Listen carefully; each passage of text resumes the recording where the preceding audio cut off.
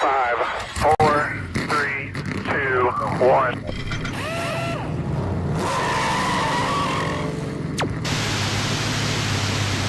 Had the Busch Series. But I had the Busch Series. Good morning, everyone out there on TikTok as well as on ATYL on Facebook, YouTube, and Twitter/X. Well, there's a lot of noises. Are there a lot of noises? Is this microphone picking up all kinds of noise in the background? Oh, there's noises because there's an intro video that plays on the other side of it. Yes, the noises, those are noises that are supposed to happen. I can't blame Alan this week. However, fire Alan. You Chase fans are just such silly geese. Yeah, can't blame Alan this week for the Nines performance. That was something unique. I don't know what Kyle Busch was looking at. I think he was just so angry. He was just like, yeah, I'm just gonna drive wherever I want. Good luck, everybody else. I don't know. That's what it felt like. But William Byron wins the regular season championship. Austin Dillon locks himself into the playoff. Beef between SVG and Bowman, between Cody Ware and John Hunter Nemechek. Goodyear came with a tire that just absolutely put on a show. So Richmond Saturday Night Racing is this year totally different than last year. So very, very, I thought we had one of the best races, short track races of this stretch of the season for sure. Suspend Busch for right rear turn of the 9, Byron 2 for assisting. I'm sure there's someone that actually has that take, buddy. O'Reilly O'Reilly in the Xfinity series, or the new O'Reilly series, that's going to never stick. Officially official this morning that the Xfinity series, upon expiration, the Xfinity partnership, it will be the O'Reilly Auto Parts series. Can't wait to hear the jingle get, being sung in press conferences, though. Oh, our car was as reliable as O'Reilly's Auto Parts. Ow! Right? They do that yell at the end. That'll be interesting to see what that evolves into. Could have been the Busch series. We could have had something nice. We could have had something great. We could have had something people wanted. But no. Why should we be surprised? Why should we be surprised? Why? How come? Anyway.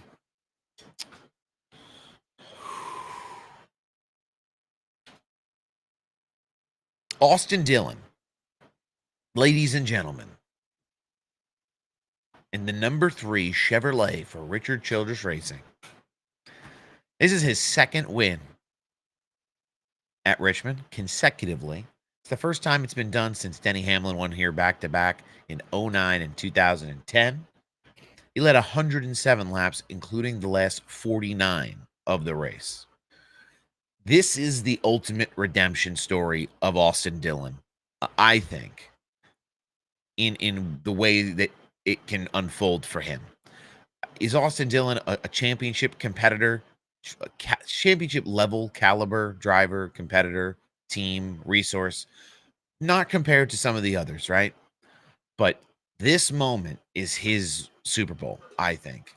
And that's what makes it so special for them and for this team. Thank you. Ken is probably right. Ken is probably right. There probably won't be much on the long stretch of the playoff, but you got to be in it to win it. And we've seen drivers come alive at the right time. But I think Richmond itself was something really special for them and that team, especially after everything they went through last year.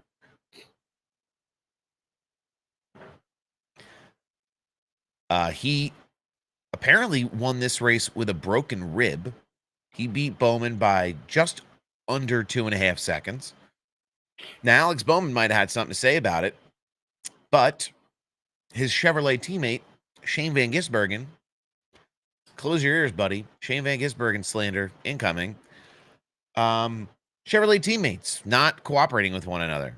You know, the 48 car spotter had asked multiple times if they could get an exit off a corner. SVG was running in an unorthodox line that seemed to work for him, but was not the standard line that the rest of the field had been running. And Bowman couldn't make a pass clean on him. So they just sat there and waited and waited and waited and waited, and nothing ever happened. And SVG finished down a lap as well. He was a lap car race, not racing for position. Listen, you know, it's not right. He should have gave him the place to go by to chase the leader down as a manufacturer's teammate. That's just my 2 cents on it.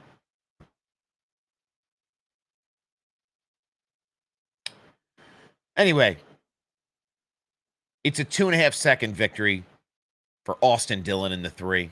Top 5 finishers: Austin Dillon, Alex Bowman, Ryan Blaney had a great run here. Just chewed that right rear off the 12 and just couldn't keep it going. I know that there was some pit strategy that happened, and the new tire, we'll talk about that for Richmond, was, I think, something that really had a lot of fall off that made for some good racing. But when Austin Dillon came to pit road there in the late stages, I think Ryan Blaney maybe started kicking himself, realizing that he had let it slip a little bit, and just the tire fall off came to bite him. Joey Logano, we haven't talked about Joseph in quite a few weeks, but he comes away with a 4th place finish, and it was a Penske affair at the front where Austin Cindric finished in the top 5. And I'm going to make sure that that's correct, because I like to make sure we have all the correct information here on this show, because I sure do spout out information that's not right sometimes. Yeah, Austin Dillon, Alex Bowman, Ryan Blaney, Joey Logano, Austin Cindric. Kyle Larson finished 6th. Daniel Suarez, what a run for him, finishing 7th. Josh Berry with a good run in a top 10 finish there in 8th place. Brad Keselowski, 9th. Denny Hamlin, 10th, after getting caught up in that wreck. Not a bad finish for him.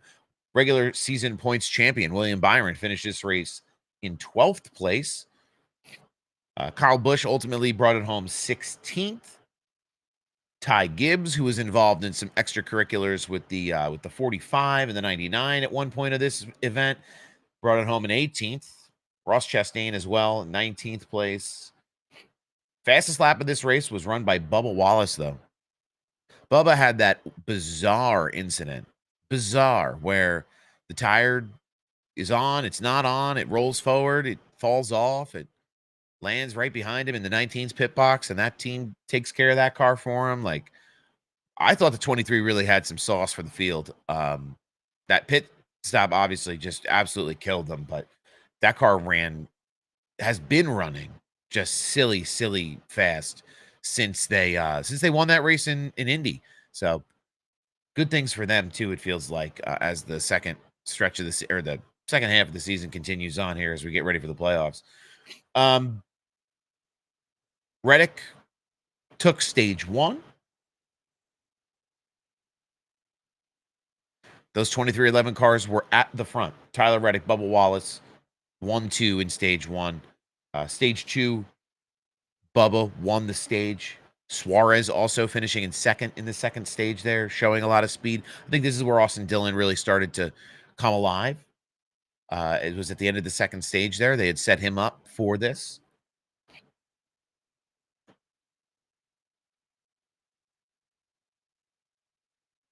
Hold on. Going back to my note sheet. Sorry. But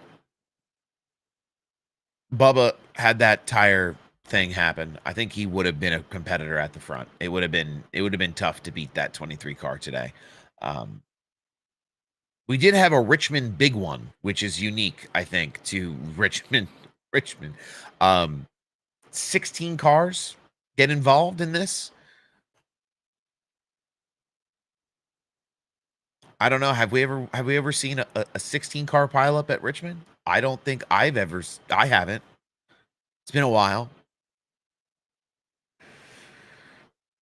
16 cars all in a wad. Bubba wins Daytona. I don't think it's going to be a new winner next week. We'll talk about this too. How these new winners. We've talked about it leading up to this race. That there could be 3 new winners, but yeah. Morning, Jason.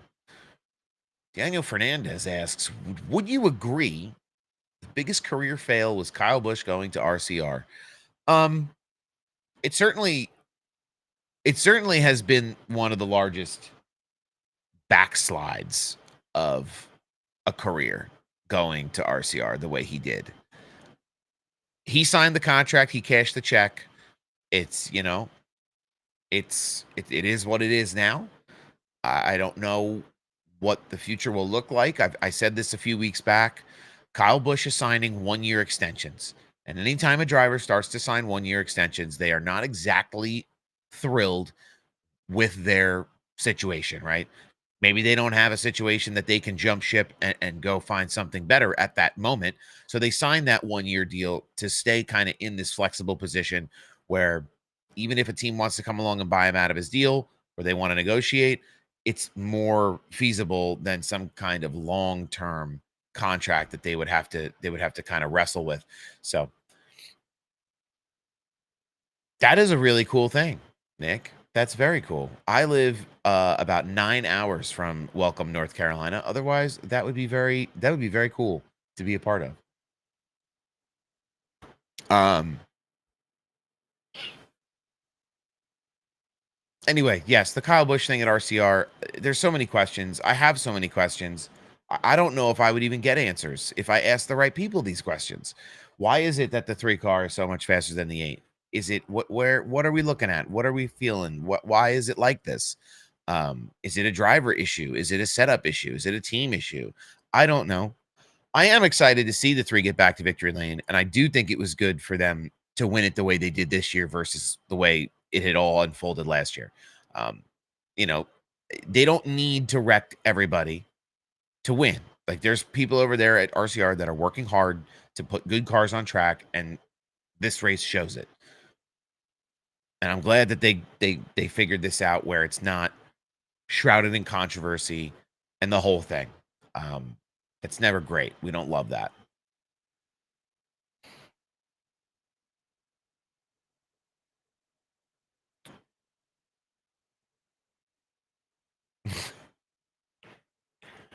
That would be that's a wild rumor that's been floating around. There has been a rumor floating around that RCR could be a candidate for Dodge in the Cup Series. And again, it's a baseless rumor. Rumors come from somewhere, though.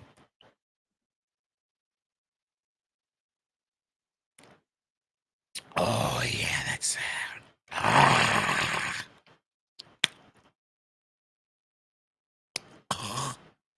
that's coffee. Oh Lord. Double shot of Cafe Boost. Not good. MillerTech. Back for more. Second week. Favorite track. The NASCAR Cup Series visits this year. My personal favorite. There's just so many great races, you know. I will tell you, I think this year, I think Charlotte was my favorite track this year, the oval. I love the 1.5 miles for this car. I also love Dover because that's my home track. But I think Charlotte was my favorite this year. That place is just like, it feels like they built it for the Gen 7 car. There's good racing that happens, you know, obviously lots of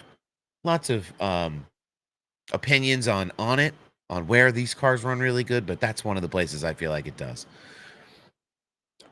Tori, I think Kyle Busch hasn't fully adapted to the next gen car, and RCR isn't a powerhouse team. I think a lot of drivers haven't adapted to the Gen 7 car, and I think it's why some drivers choose to move on to greener pastures. I think there's a few drivers even now still that haven't adapted to it. Glad Austin Dillon won the right way this time, and he definitely deserves like him because he drives for grandfather. Well, there will always be people who will naysay him in that way. You know, do I love that that's the deal? No, but Happy that somebody's still out there racing, winning races. I don't know. It's more than a rumor, buddy. Buddy, don't come in the chat and start, you know, start something you can't finish. Talking about Dodge. Don't start it if you don't know what's going on. I need facts. I need it to be backed up.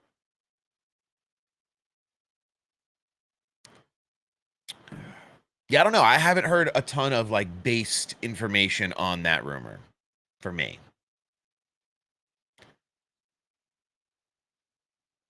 We'll talk in a minute here about the playoffs getting shaken up. A little bit about the car. I think the Gen 7 car is in a worse than the COT, which is a complete joke. We need new NASCAR management. Good luck with that. Yeah, I do think it's getting to a place, and Denny Hamlin said it. The car is getting to dislikability level of the COT with the wing. So, and then you have Kyle Petty coming out and talking about how the Gen 7 car is like the greatest thing since sliced bread in terms of the racing that we've had. And we'll talk about a tweet from Mamba Smith here in a few minutes that is eye-opening as well. Yeah, I need especially manufacturer rumors like that, things that are a little bigger.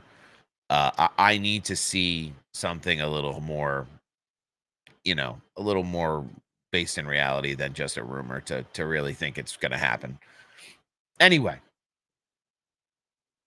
Austin Dillon punches his playoff ticket with this win here at Richmond. He is the 14th different winner this year. Bowman climbs to 16th now, 60 points above Buescher, who slips under the cut line. So this was a cut line we had been looking at. Everyone talked about RFK, RFK, RFK, and it was Preece and it was Buescher. And I don't think, I didn't think that either of these guys were going to miss. One of them was going to make it, the 17 or the 60. And just had the new winner just disrupt so much, and the finishing position of the 17 and the 60. Alex Bowman has a good run, finishes second, right?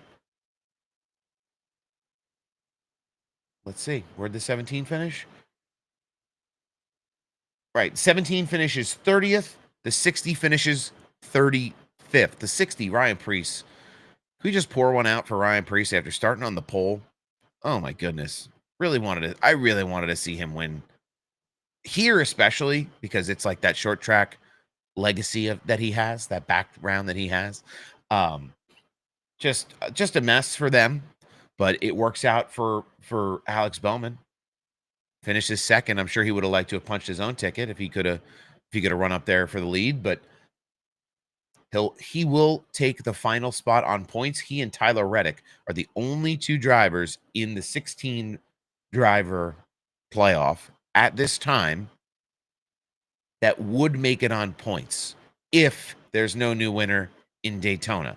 Now, will there be a new winner in Daytona? Probably. That will probably be the case. So we'll see. William Byron again secures a regular season championship over Chase Elliott. Elliott in that wreck with that big wreck early on there with the 16 car pileup. Kyle Busch tags him as he tries to skate and skirt and get away from everything. He just finishes his day. He needed a better than 20th place position, I believe. So yeah, that's rough for Chase. To me, I don't think anybody's going to cry over it in the comp meetings at Hendrick. I think their goal is to win a championship the way that, to win a championship. The regular season championship is great. To me, I don't think it means as much as it should. I think they should give a little bit more weight to that regular season championship, maybe a first round bye or something. You should get something for being the champion of the regular season, because that regular season championship to me is a representation of like consistency in your racecraft over the entire season. So, to me, the best cars finish in the top of the point standings at the end of the year. And I think that 2014 did exactly that. So,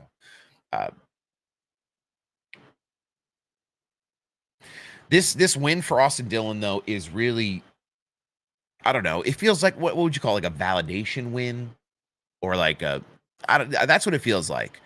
Like, here I am. I got all this last year for wrecking and for doing this and doing that, and here I am. I can do it. We can do it. This team can do it. The fact that he won this race with a broken rib too, I'm curious about that. Like, injured driving the car cannot be comfortable. How he got cleared medically to run this race, if he did, maybe he didn't. But he's still out there competing despite the injury.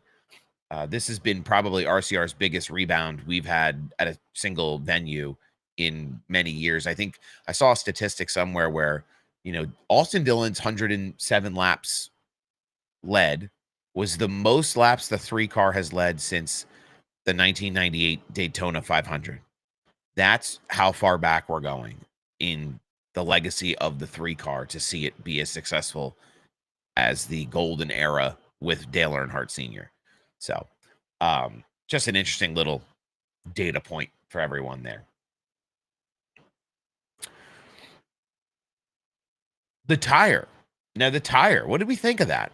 Goodyear, I saw some people talking about, like, oh, how great Goodyear had done. And first of all, the earnest of good racing should never solely fall onto Goodyear.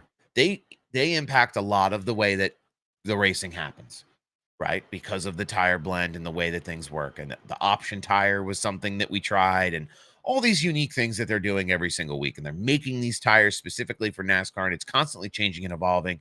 Different tracks, different surfaces, different horsepower packages. This is not simple science. This is not something that they just beep, boop, beep, boop, boop, boop, boop, and it's done. So hats off to the folks over at Goodyear this week.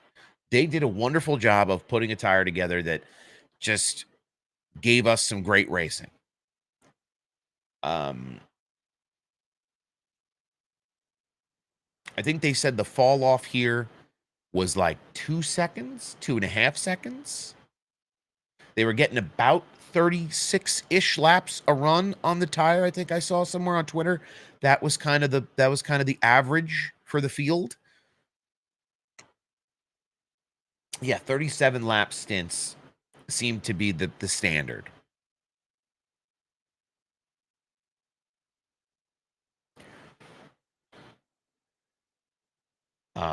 Bianchi did say in the teardown, though, the only thing that can improve this car is tire wear. Long live tire wear. So it shows you where the focus is on how they're improving this racing. We know that there are things with the aero package on the Gen 7 car that people would like to see changed. We know there are horsepower things on the Gen 7 car that people would like to see changed. But at least for the time being, we can hope that Goodyear sees what's happened at Richmond here and identify how they can replicate that again in the future, especially at short tracks, especially the way short track racing has been. So hats off to them this week. Wonderful work by the fine folks at Goodyear for giving these guys something that they could really, really work with and put on a show with as well.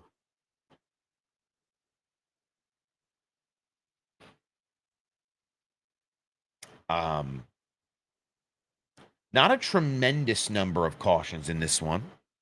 I think that did play into it. While you talk about, the tire, these cars had to be on good runs, and they had to manage these runs really well. And that in itself is a skill set, right? So let me look here. Hold on.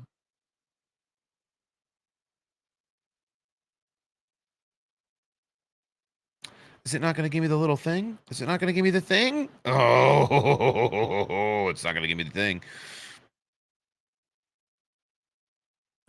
Okay. What's up, Adrian? Good morning.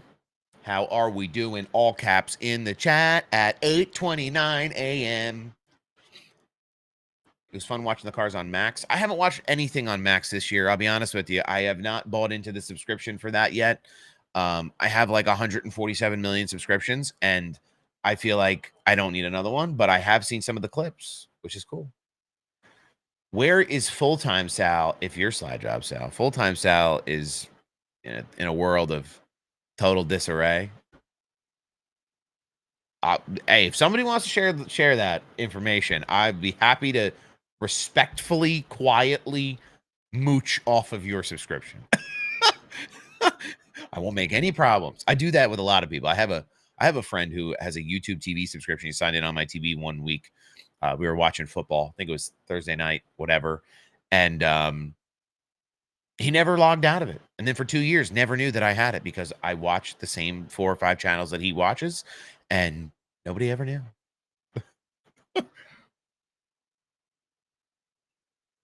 He even went so far as to pause the subscription because it was getting a little expensive and he was going out of town a lot. So he pauses it. So instead of Sal going, "Oh my God, what happened?" No, no, no. No, no, no, no, no, no, no, no, no. We just hung in there, baby. We hung in there. Of course he resubscribed to YouTube TV. How can you not have YouTube TV for football season? Bang, right back at it again. Shoo. So you gotta be tasteful. You gotta be respectful of people's. You gotta be a respectful mooch. You can't be a mooch and then just ask for more mooch. Like, hey, oh, this YouTube TV thing is great, huh? Or this HBO thing is great. Do you mind if I can we get more of that? Like, no. Just gotta be calm about it. Anyway. There were fewer positions. There were more tire-driven position changes, I feel like, this race. Crew chief's strategy kind of timed out a little bit differently as well because of the tire, because of some of the longer runs that had to happen. Austin Dillon really, though, seems to have a great understanding of this track and the way to wheel it just around Richmond. I don't know what they've unlocked, what key that he has to this track in particular, and it's just part of the playoff system, right? Where if you don't need to run consistently to make the playoffs, if that's your goal, you just have to come correct for one race, get the car prepped for one race and win. And I'm sure that after last year at Richmond, the RCR team, after the dust had settled, went back to the shop and put that car aside and said, okay, that whatever we did there, like, we need to do it again. And that's what they did this year. That starts to bring up conversations again about like the validity of the playoff standings, or the validity of the playoff format, I should say. Should a guy like Austin Dillon. Hold on, I'm trying to get the thing up here, NASCAR.com. I want to make sure I have all the correct information. I don't like getting caught out with bad intel. Should a guy like Austin Dillon, though, who's outside of the top 20 in points, be running for a championship? And I don't want to hear it about SVG this year. He blew everybody's doors off on the road courses. He deserves to be in a playoff position. That's my take on it. If you don't like it, you're wrong. That's as simple as that.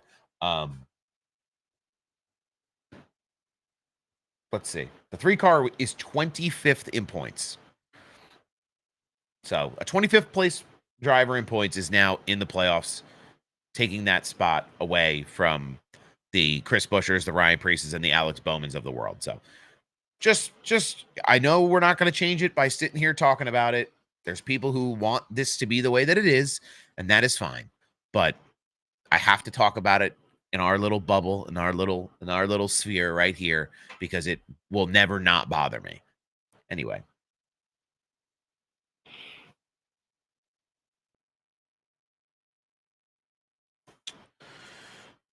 I love the win and in format. I love the drama it makes. That is something that I think that the folks on the 10th floor at NASCAR headquarters in Charlotte really like too. I think it's a certain type of racing. It's a certain type of fan base that likes that kind of racing. There was a clip of Sal from last week that circulated around. So the clip that I posted I should have posted it this coming week. I shouldn't have posted it for post Richmond. I should have posted it pre-Daytona. But the way these cars race and the way that we've seen the competition this year, people like it. It's not for me. I don't think this playoff format rewards what these drivers and teams do in and out every single week, but that doesn't seem to be the most important thing anymore. So disappointed Blaney and team didn't understand their tire situation at the start of the run.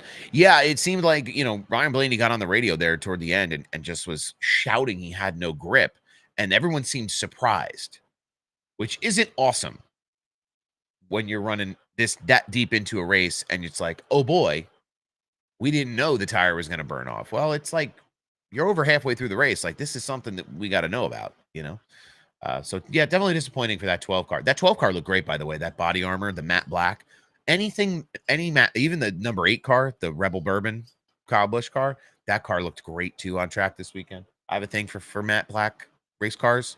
I think some of the testing cars that they've run in years past have looked better than some of the schemes that they try to throw a bunch of colors on it. And I get it, branding and this and that and the other. And sometimes simple, flat, clean. It is its own. It draws the eye in its own way too. What was the brightest one that I've seen this year? The brightest one I saw this year was that, like, it was the Waka Flocka. It was the Waka Flocka Alcohol Company. I don't remember the name of it. It was like Buzzballs, right? But they were his brand on the AJ Allmendinger 16 car. I think it was at Sonoma. But that car looked like a cucumber, like every shade of green. It was bright. It was highlighter. You couldn't miss it. But then, like, to me, I think that's like, it's numbing almost. I think there's a way to, not my cup of tea. I don't know if Tyler was in here earlier. Tyler Pennell, the ultimate paint scheme reviewer, connoisseur of all things visual in the NASCAR Cup and Xfinity world. I'd love to get his take on how that one looked to him, or his take on flat black schemes in general. All right, I'm catching up on comments here. I'm not ignoring everyone. Is Dover really losing their only points race and taking the All-Star race? I personally, hot take, I think the All-Star race at Dover would be sick. It would be wild at that track. Now, I am a little biased because I would be able to go to the All-Star race. And I think that's part of why they want the All-Star race to be at Dover, is because they want to put it in a new market. I would not like to see Dover lose its only point race, unless they want to give Dover a second date, which is something Sal has been an advocate for quite a while, since they took Dover out of the playoffs years ago. I would prefer to see a points payer here than an all-star race for me. So while we're on the subject of AJ, what happened to him in the race? Oh, this is a good one. Thank you. In stage 1, he was P2, and then suddenly he wasn't. I must have missed something. Yeah, he was running right up at the front.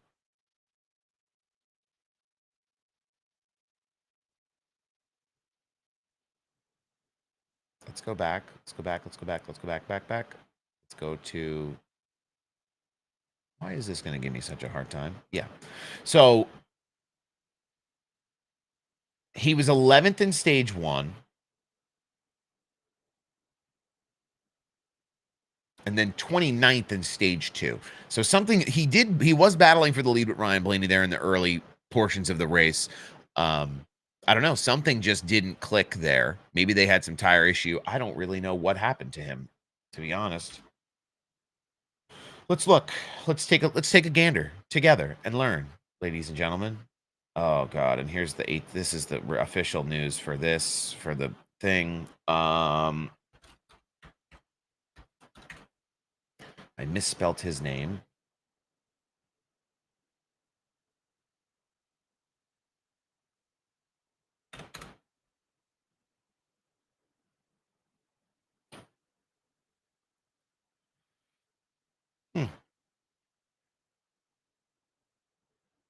I don't know what happened, but that's a good follow-up. Well, he got a penalty on pit road, Tim. All right, there you go. There's your answer. Penalty on pit road for AJ Allmendinger. I can believe it, because he did just disappear off track there, and all right, we're gonna catch up here on comments, and then I'm gonna go. Then we're gonna restart that. This is the Dover, the points race. I don't want to lose the points race at Dover, though. The All-Star race is great. I think it would be great for the local fans. I think it would be great for the area. It would be fun for people who show up. I don't know what kind of like sprint races they would do, or heat races they would do at Dover to, emulate that all-star format that they've done in the past. For me, I think the All-Star race should be back at Daytona. I think it should be a run what you brung. Go to Daytona and do something silly and do something special and have a good time. Anyway, moving on. as long as there are shareholder sponsors and TV sponsors to appease, we're not getting what we want. I agree. The teams work too hard to stay consistent just to be passed up because of one win. That's a great line, and I can't agree more.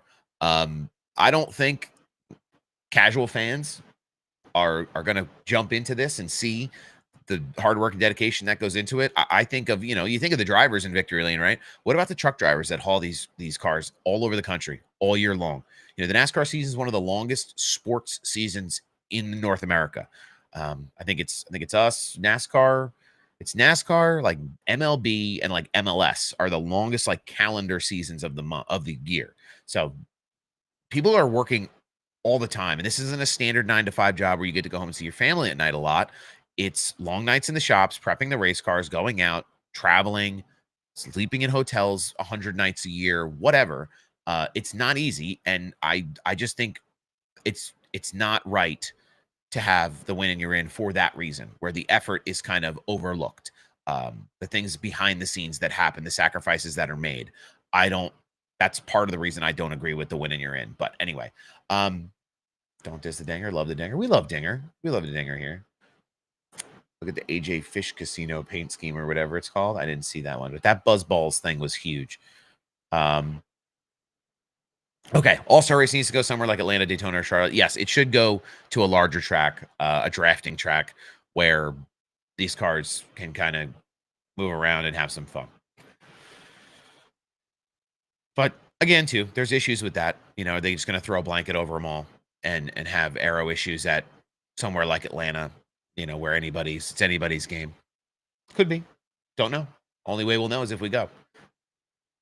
Also officially reported by the fine folks at ATYL Media, starting in 2026, the NASCAR Xfinity Series will become the NASCAR O'Reilly Auto Parts Series under a new title sponsorship. The multi-year agreement also includes promotional opportunities and brand integrations in partnership with the CW Network, the exclusive home of the NASCAR O'Reilly Auto Parts Series.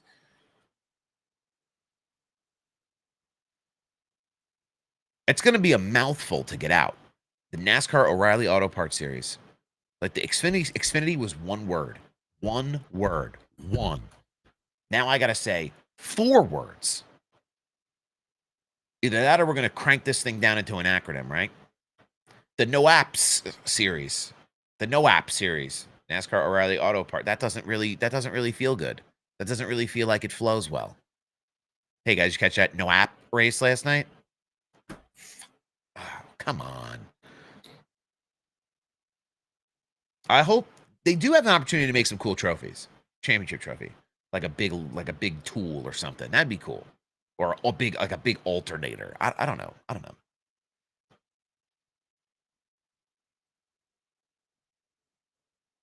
I just hate that it's not the Busch series, and I'll get over it eventually, but it is whatever. We won't have to hear my car is as fast as Xfinity Mobile. We may hear my car was as reliable as O'Reilly Auto Parts. I don't know how they're gonna. I'm sure there's a marketing agency out there somewhere that is working very hard to come up with all these new and exciting taglines that they're gonna incorporate into their presence on TV and in the media next year with those types of things as well. What do you think it'll be? What's your best O'Reilly's shout out, chat? What do we think? Like faster than Xfinity 10G? It'll be better than AutoZone? Is that going to be what they make them say? I'm not a regional user of O'Reilly's. We don't have a lot of O'Reilly's where I am. Everything is Advanced Auto and everything is Advanced Auto now. And there's another one too that's just like Advanced, but I can't remember the name of it.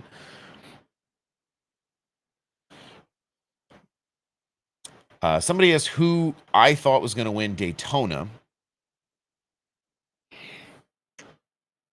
The correct answer is anyone.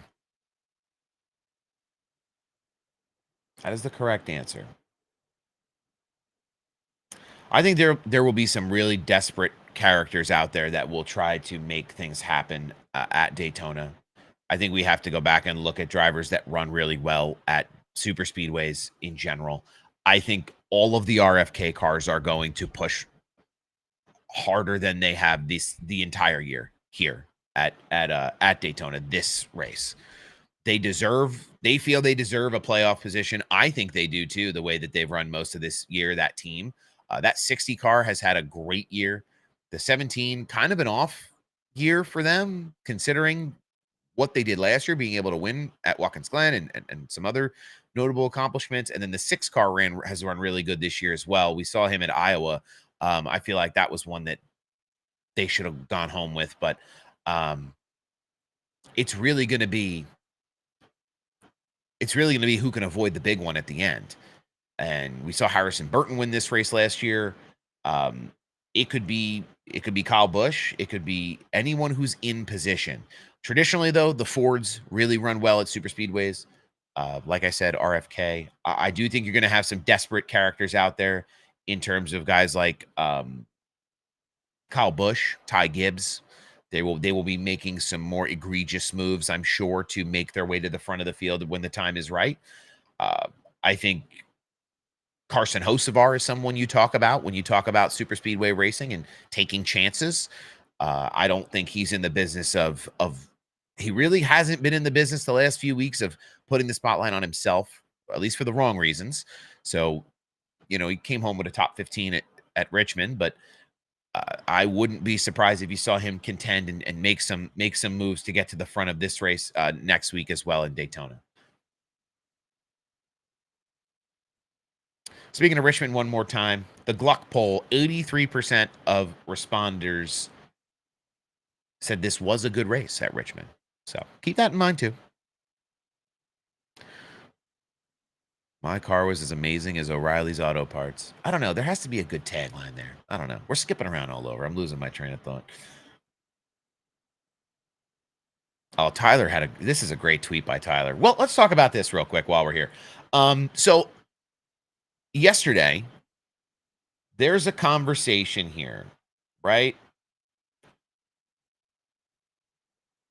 Mamba Smith, this is someone who you all should probably know from the NASCAR world. He's one of the co-hosts of the Happy Hour podcast with Kevin Harvick and Caitlin Vinci. He's the chief hype officer at a lot of these races. He travels out to the venues and is part of driver introductions, does a lot of media for NASCAR, so on. He is a NASCAR employee, as well as one of the leading voices in NASCAR media in this era at the top level of American motorsports. There's a series of tweets here that I think people should read. If you have Twitter or you have X, whatever you want to call it, there is a series of tweets here where he defends the win and you're in playoff format. And there's one in particular that I think has folks' eyes wide open. There's a conversation that happens between a handful of users here talking about consistency in running, what is the reward in the playoffs, such and such. And Mamba comes out and makes a comment here. And he says, the point of the playoff system isn't to crown the best driver. It's to crown the team who executed the best when the pressure was the highest and the lights were the brightest. And the first response to this tweet is Denny Hamlin. Oh man, yikes. It frustrates me. It frustrates me more than even the statement, right? That this is someone who I had respected as a industry member in the media space.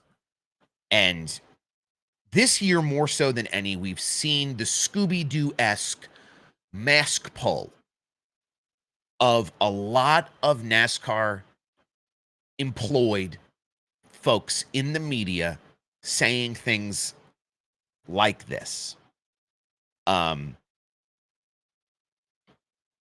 It frustrates me even more knowing that there are people, not even myself, but there are other people who are trying to be staple members of the media in this sport at the highest level that have wonderful content and wonderful conversations They've built communities. They've built networks with creators inside of them where we can all come together and have good discourse about the sport that we all enjoy. But this is the person who is chosen to be the chief hype officer of the sport. This is the person who has the opportunity to co-host podcasts with legends of the series like Kevin Harvick. That, I think, frustrates me more than any part of this, because there's a lot of hardworking folks out there that want to see themselves be successful in a way that Mamba Smith has made himself successful over the years. And this is how you take that success, and this is what you say with your platform. Tyler, great point. Chief Hype Officer attacks the fan base on Twitter for having a different opinion. This is it? I don't know. It's not right. To me, it's not right. I know that there's been some conversation. People have told him to dial it back. Doesn't seem to listen. I think the people who tell him that are very wise, and he should listen to them. And it didn't just end there either. There was more. He was talking a little bit about the tire as well.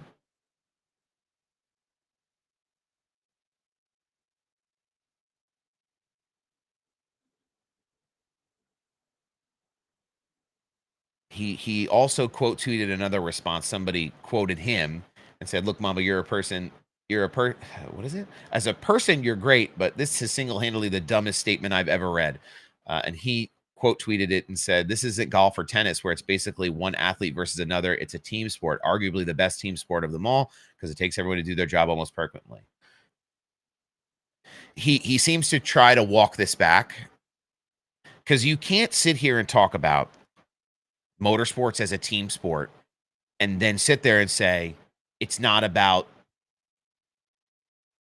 crowning the best driver, because the teams over the course of the year put their driver in a position to win or compete at the highest level at every venue every week. It's not like the team just shows up to play one game. You know, in the NFL, you have to win 9, 10 games, whatever, to make the playoffs. You have to perform consistently to be a part of the competition for the championship. That is not the system we have here. So do not preach team sport when it directly contradicts the way that this playoff format is situated. I don't know. That's my 2 cents on it. I saw the tweet, the statement, whatever he wants to say is up to him. It's a free world. It's a free country. You say what you want, but that doesn't mean people aren't going to tell you you're stupid. And the more stupid comes out of this, the worse we're going to be in general. Anyway, I hope Denny puts him on blast this week. I do.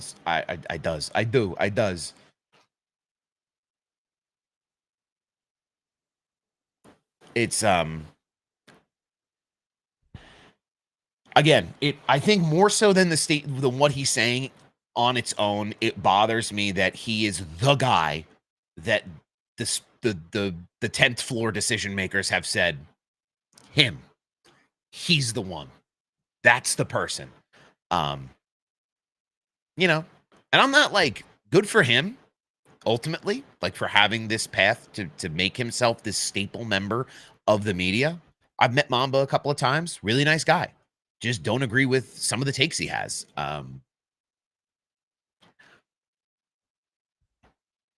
I might disagree with more of what he has to say in the future. Probably will. I don't know how I'll feel about the credibility of his statements moving forward, considering the way he conducts discourse online. So, yeah, Dylan making the playoffs would be like the Browns making the playoffs because they beat the Chiefs once. Thank you for that analogy, Tyler, because that perfectly sums up, I think, the issues that people have with the way this goes. Not wrong for Austin Dillon to win that race. The best car that night won. Nobody is arguing that. But it's, why is this the system where we go to the playoffs for winning you're in? I don't think it's fair. I think it's skewed. There was another race at Richmond this weekend. We'll circle back to all this again. There was another race here at Richmond this weekend. Corey Heim with his 7th win of the 2025 season. We really thought Ty Majeski was going to win this race. Ty Majeski was out and away. That truck was set up in just was perfect. After an incident with his teammate Matt Crafton, looked like there was some oil on the track, maybe, potentially, probably, could have been. It's not looking good, right? He slides up the track, gets a piece of his teammate. Majeski backs it into the wall, the inside wall there. Was so far ahead, though, that he only lost 1 position before they called the yellow. So Majeski led 143 laps before that incident. He, unfortunately, the little bit of aero damage that car did take, that truck did take, it was enough to throw it off where they could not run as competitively as they had. Once Corey Heim gets back up with the group and fires off well on restarts, we've seen what he does. And there's a reason it's time in that NASCAR Craftsman Truck Series. Again, we talk about it every week, but if Heim does not win this championship, I don't know. I don't know what will happen. There will be riots, I'm sure, if Corey Heim doesn't win this. There are 8 drivers in the Truck Series playoff. Corey Heim, Lane Riggs, Chandler Smith, Daniel Hemrick, Tyler Ankrum, Ty Majeski, Grant Enfinger, and Rajah Caruth are in that top 8 now. Caden Honeycutt in the 52 and Jake Garcia are on the bubble, looking to make some noise here as they go into their final races of the season. So keep yourself in tune with all truck things, because Corey Heim, Corey Heim should win. He's won 7 races. He's the best driver. They have the best team. You know, they're so far ahead of everybody else. He's got 65 playoff points. Lane Riggs has 26. Like, he's the best driver. They're the best. They won this year. This is it. They did it. I really hope that they don't end up in a situation where I really hope that 11 team doesn't end up in a situation where they end up getting into a mess and not being able to run for that championship in the final 4 of the Truck Series playoffs. That would be very damaging, in my opinion, on the legitimacy of the format. Again, they will be in their first round of the playoffs at Darlington. That'll be August 30th. They'll run Darlington, Bristol, Darlington will be the first round. Or no, I'm sorry. Darlington, Bristol, and New Hampshire will be the first round. Those 3 races. Then they'll run Charlotte, Talladega, Martinsville, and then obviously Phoenix is their championship race. They run a little bit of a different schedule. But Brady has a question. His hand is raised.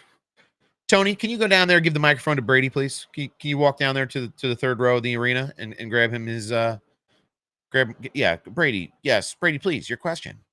Let's hear it.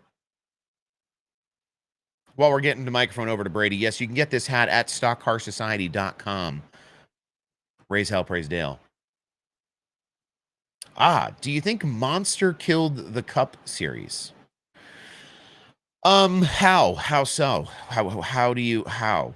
Like, title sponsorship wise, or just like the era of the Monster Energy series? I don't think one particular aspect of the series can kill the series. I don't think the Gen 6s were really that bad.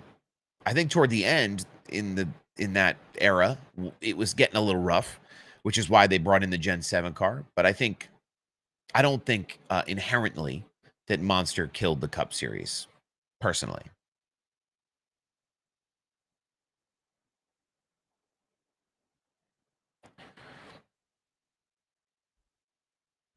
Is it? Is the noise gate kicking in? I actually adjusted the noise gate this week on my Go XLR. So if there are audio things you're hearing that I'm not, let me know. Because I'm trying. I'm trying different things to make it better. We'll see. Hopefully it's working good.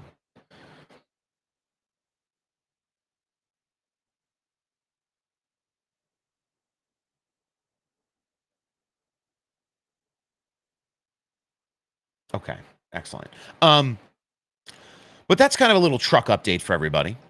I think the truck series this year has been really good. The races that Heim has won, he could have won 10 or 12, personally, I think. So again, one more time and then we'll move on. Just if he is not in a position to win this championship, it'll be such a detriment to the way that they run that series. So, um, yeah, I don't know. Xfinity Series was off this week. They do not run at Richmond. They will be back at Daytona.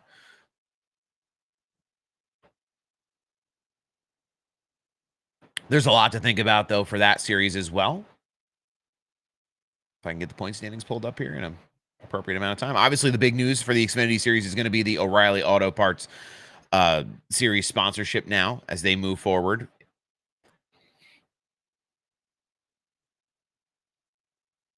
Every time I click out of this, it changes the series, and I hate it. They will go to Daytona along with the Cup Series on August 22nd. They have 3 more races before their round of 12: Daytona, Portland, and Worldwide Technology. Portland, kind of the odd man out there as the unique track for Xfinity to run, another road course for them. The playoff picture in the Xfinity Series is a little more open in terms of the points. We have 4 drivers on the bubble who are just working on points. So only 8 of the 12 have won. Only 8 different winners this year.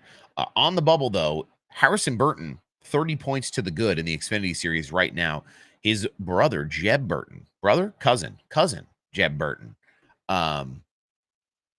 30 points to the bad. So that'll be a fun family event, especially at a track like Daytona, to see where they finish.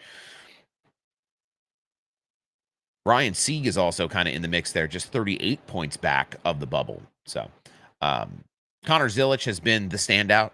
I think, he's obviously done a lot of big things this year in the Xfinity Series and Truck Series, and everything he's touched has kind of been really good. We haven't seen a lot of him in the Cup Series. We should have seen him at Watkins Glen, but the collarbone, everything that happened there, unfortunately, didn't work out, didn't get the time in the car, and that was kind of went up in smoke. But Zilich, Allgaier, Hill, Mayer, Jesse Love, top 5 in the points looking. Is that top 5 in the points? Top 5 in the points looking into the playoffs here for the Xfinity Series. So Daytona is a crapshoot for me for the Xfinity Series. Austin Hill is the super speedway merchant, the draft merchant. So I wouldn't count out the 21 and the 2. I think they're going to be the cars to beat. But you never know. There could be a new winner. It is Daytona. Why overcomplicate the lower series, make them be a season points and no playoffs? Well, if they didn't have the same playoff format throughout the top 3 national series, there would be even more, I think, criticism from fans and pundits such as myself that they do it for one and not the other.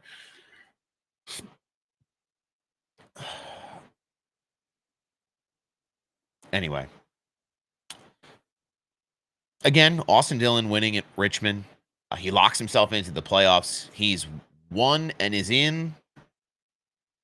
Bowman is now 60 points to the good. Busher, Wallace, Gibbs are under pressure. Why does it say Wallace? Well, Wallace is not under pressure. He won at Indy. He's in. Busher and Priest are under pressure now to make something work. RFK again, talking about how they're looking to make something happen. They're going to Daytona. This is a track where Big Brad has always run well, and they've always set up cars really well for this style of racing. They have good strategy calls and making things work to give themselves a competitive edge. So,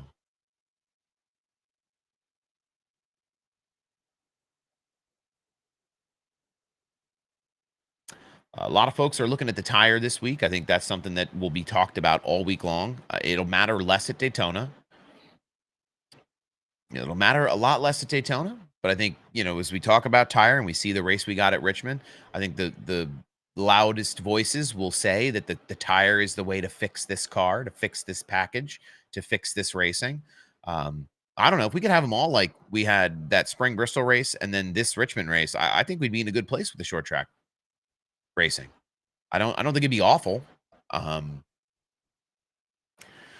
I don't love that it's all like very dependent on tires, but if this is the way it has to be, I hope that partners like Goodyear are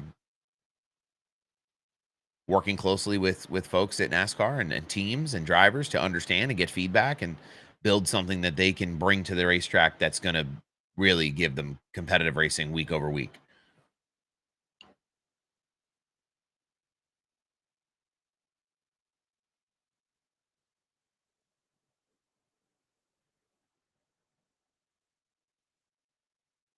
The hat is from Stock Car Society, the Raise Hell, Praise Dale hat.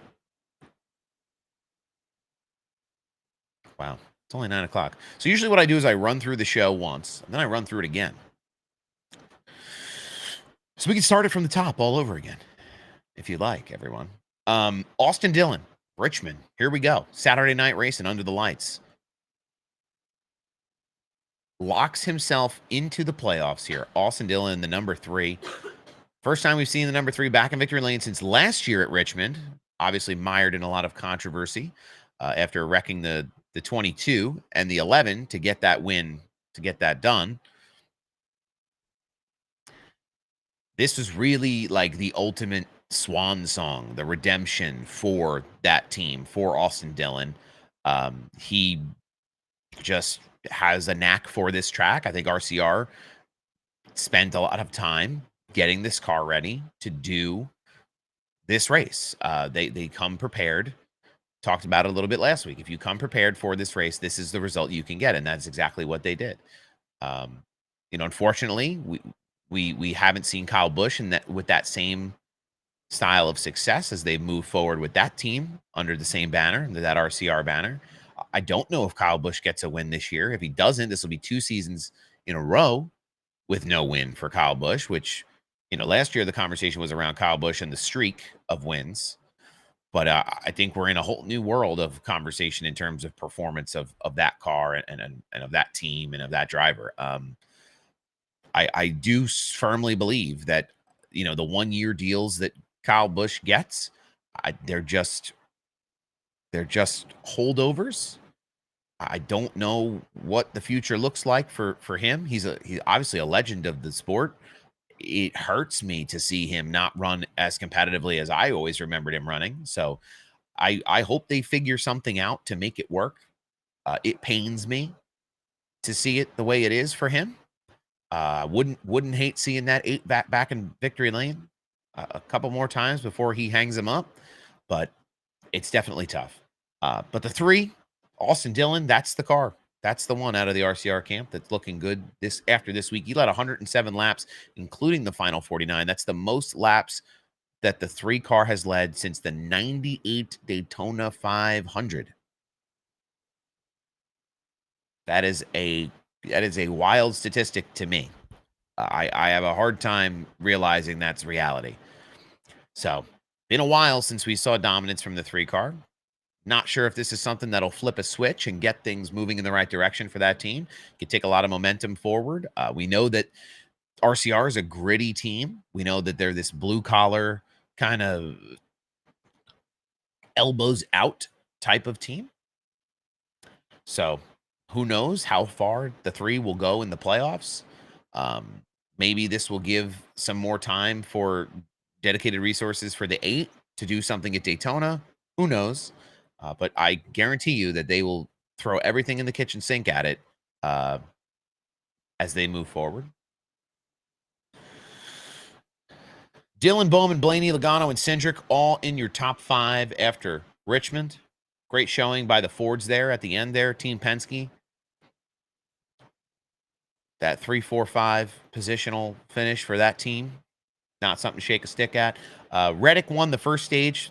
Those 2311 cars finished 1-2. I thought Tyler Reddick had the car to beat until he got roughed up by Ty Gibbs. The 99 gets into the back of the 54 going through the corner.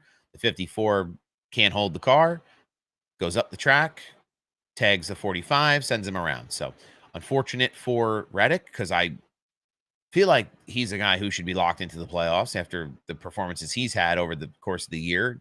Hasn't been able to snag a win, unfortunately. So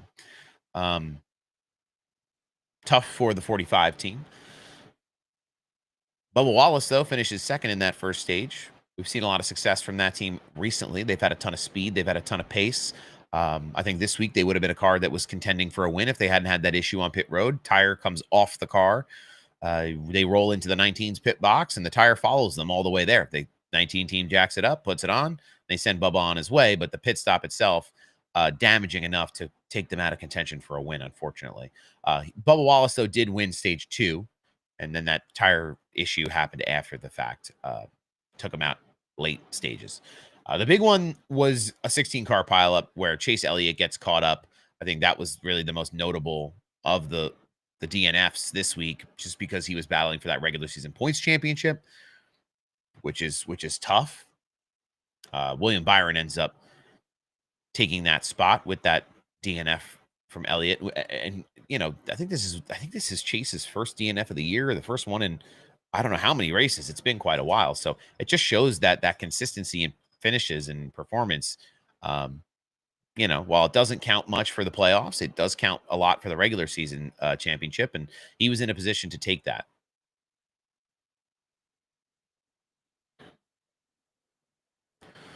Could Corey Heim go to Spire if things don't work for him at 2311? I think it's an interesting question, right? I don't know what they'll do with Riley Herbst. That is a question that people smarter than me have the answer to, I'm sure, already. Riley Herbst in that 35 machine in the Cup Series for 2311 has not performed, I think, the way they had hoped. There's obviously some pretty big sponsorship money that was getting thrown around. They have a good relationship with Monster, and I know that's a partnership that even dates back to the Kurt Busch days and Kurt Busch's involvement with 2311 early on. So I'm sure that Riley is somebody that they're going to look at. They're going to reevaluate that ride, I'm sure, in the offseason. The Toyota pipeline is full of very talented drivers, and I don't know what you do with them all. You're going to lose some of them to other manufacturers. So it's going to be something to keep an eye on. Spire certainly could step in. The 7 car, there's conversations happening about the performance of that car, and if they maybe want to make a change, a driver change out with Justin Haley. I don't know. So we'll see what they want to do, but there's certainly a lot of silly season conversation talking about guys coming from trucks. It'll be interesting as time goes on. Where'd we get the hat? StockCarSociety.com. Use code SlideJob10 when you check out. Get 10% off your order.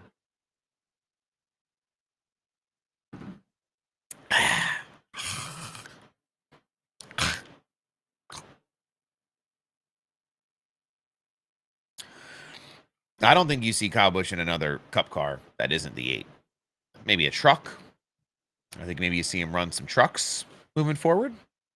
Him and Brex. But I don't know if you see Kyle Busch run another Cup car that isn't the 8 at RCR. Anyway, this win at Richmond for the 3 team. Dylan obviously punches his playoff ticket, the 14th different driver to win this season. Bowman climbs up above the bubble. He's now 60 points ahead of Chris Buescher, who slips below the cut line. He and Ryan Preece, who I think we all had looked at and thought, wow, these guys at RFK, they're gonna make some noise. They're gonna be in the playoffs on points. It's slowly slipping away here with Daytona coming up next week. Who knows? It's anybody's game, but for this to be the cutoff race in Daytona always adds that additional element of mystery as to who wants it bad enough. So, and again, William Byron wins that regular season championship. This win for the 3 team, very much so a validation win for them after last year. He won this race. Apparently, he had a broken rib So fighting through some injury there to win this race. I appreciate it, Brady. Thank you. Do you think Legacy gets that RWR charter in 2026? And who is that driver? Well, I don't know. I'm not a lawyer, but I know that they've had some legal action happen in the last week or so, and they did block the sale of RWR because of that charter that had been kind of caught up in, who's going to get it, who's going to be able to buy it, what's it look like. So I'm not really sure how that's going to unfold, or even if Legacy will end up with that charter in 2026. But a third driver at Legacy would be interesting. You talk about rumors and OE involvement. Legacy is one that I could see becoming a Dodge team as well. Legacy, RCR, there's quite a few who I think, if they can be guaranteed like tier 1 support, and there's legitimate cars and engines and support coming out of that OE, like there will be teams that will jump on the opportunity. Thoughts on Christopher Bell? Christopher Bell definitely cooled off second half. I think he's going to make some noise in the playoffs. He always kind of turns it on, but had some good runs over the summer, but nothing like what we saw, that early dominance from him winning back-to-back races. RFK has the second best average finish amongst all season cup teams, yet all three may miss. Yeah, Corbin, that is the way the cookie crumbles in this format, unfortunately. I don't know if RFK would switch to Dodge. I know they have a lot of good relationships with the folks over at Penske. Maybe not as good as they'd like them to be, but they have some good relationships over there, as well as with Ford in general. That'd be a tough heel turn for them to go to Dodge. But if, at the end of the day, it's all about who can guarantee them the best performance and the best deal to get those cars on the track and in the playoffs every year. So Richmond was kind of a boring race. I thought this Richmond race was better than Richmond races we had seen in the past. The Goodyear folks brought a good tire, so I think that kind of added to things. Gave good opportunities for a lot of tire fall off and a lot of good racing there. What happened to Larson recently? Yeah, Kyle Larson has not been the same really since Indy, right? It's kind of been a big point of turning for him. I know he wasn't real comfortable at Watkins Glen. He'd been running Knoxville in the dirt cars, so maybe there's something there too. He runs a lot of races. He runs a lot of different series, so maybe not exactly as locked in as he needs to be, or he's not getting what he needs from the teams. He's had some unfortunate situations. Though Watkins Glen, he had a brake failure. Like, it's tough. He led laps during Richmond this past weekend, so I wouldn't count him out. I think he's a shoe-in for. I think he's a shoe-in for a championship 4 appearance.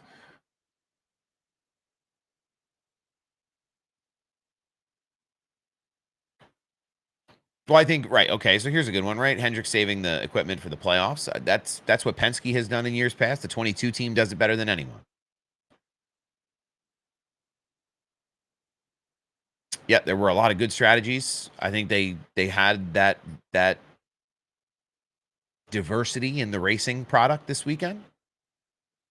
Imagine if Natalie Decker wins this weekend. That'd be crazy. She is running in the Xfinity Series. She is back with Josh Balicki running the twin Wawa machines. I believe that's for DGM Racing. But yeah, Richmond, the tire, right, created a lap time fall off. Driver saw a 3-second drop in tire wear over a 40-lap run. They were getting about 37 laps a run on the tire this weekend. So the tire was right.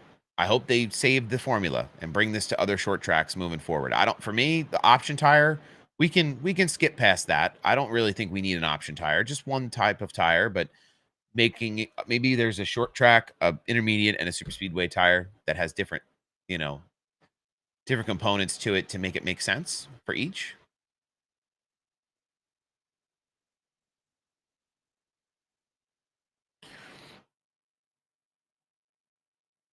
Oh, but Daytona.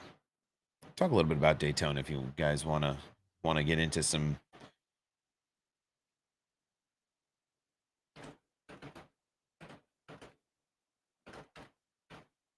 The Coke Zero Sugar 400. Let's go.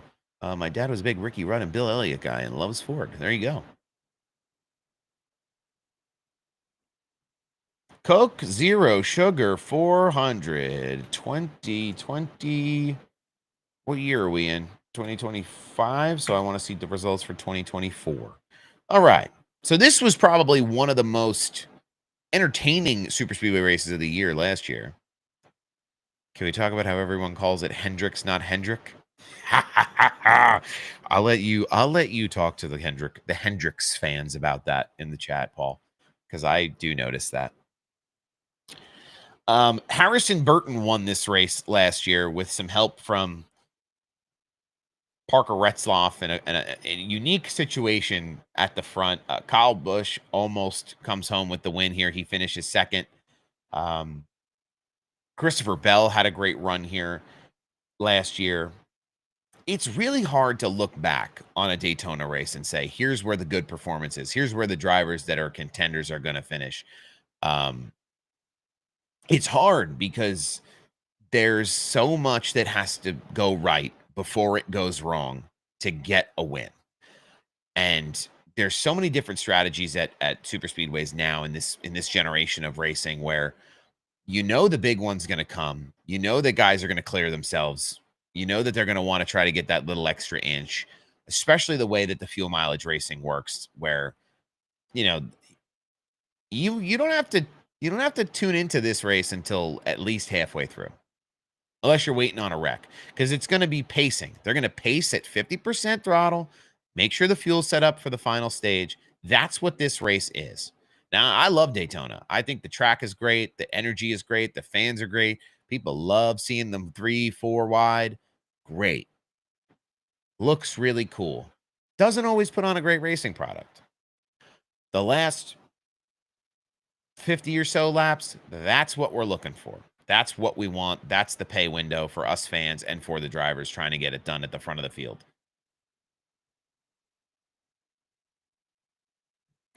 Yes, we talked a little bit about Mama getting cooked on X this morning. I had a whole piece about it. We could talk about it again because it's deserving. It's deserved. The cooking is deserved. Should we talk about it again? I think we should. You get this hat, Raise Hell, Praise Dale, at stockcarsociety.com. You can use code SLIDEJOB10.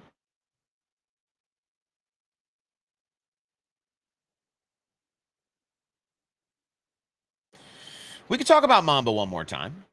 I think in this situation, it's good to give roasting where roasting is appropriate. I like to preface the conversation about Mamba that he is the NASCAR official chief hype officer. He is a NASCAR employee as well as a very renowned NASCAR pundit. He is a co-host on the Happy Hour podcast with Kevin Harvick and Caitlin Vincey. He is known for his emphatic presence in driver intros as well as his unique style choices at the track. Kevin Harvick always makes sure he reminds him about what he's wearing every week. But there was a conversation happening back and forth, people debating about playoff format and the full season playoff format where we, consistency kind of pays the bills and gets you a winner.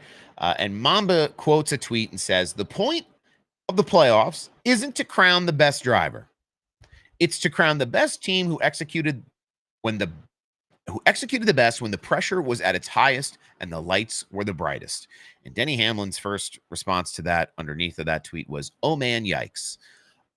So, and again, the point isn't to crown the best driver. It's to crown the best team who executed the best when the pressure was at its highest and the lights were the brightest. Is this WWE? Like, is it an entertainment only driven sport? I watch stick and ball sports all the time. Just because I'm not entertained by every game or every situation in those sports doesn't mean I'm not going to continue to watch. That's part of sports. It's not meant to be the merry-go-round of ultimate stimulus and entertainment every single week. I don't think you can have the John Cena-esque moments in an organic sport. Sorry to burst your bubble out there, guys. WWE, they write that script in a boardroom every week. We're not doing that in racing, in motorsports. There is no script for this. To me, the playoff format is the script. It's the outline of a script. It's how they're going to generate headlines. It's how they're going to generate media buzz. And I find it extremely interesting that a predominant figurehead of the media, like Mamba, is going to come out and have this type of discourse with fans. There were more tweets and some other conversations he was having as well last night after Richmond. If you have a Twitter account or an X account, I would encourage you to scroll through and take a peek for yourself. It's called the Drivers' Championship for a reason. It is designed to crown the best driver. So when someone comes and says the point isn't to crown the best driver, I have to look at them and I have to try to cope with how valid of a point they're making. How credible of a source are you for any information, even if it's just your opinion? How can you sit there in good conscience and say the things that you're saying? We've seen a lot of discourse happen over the last few weeks. A lot of stuff came out from Sirius NASCAR 90 a couple weeks back.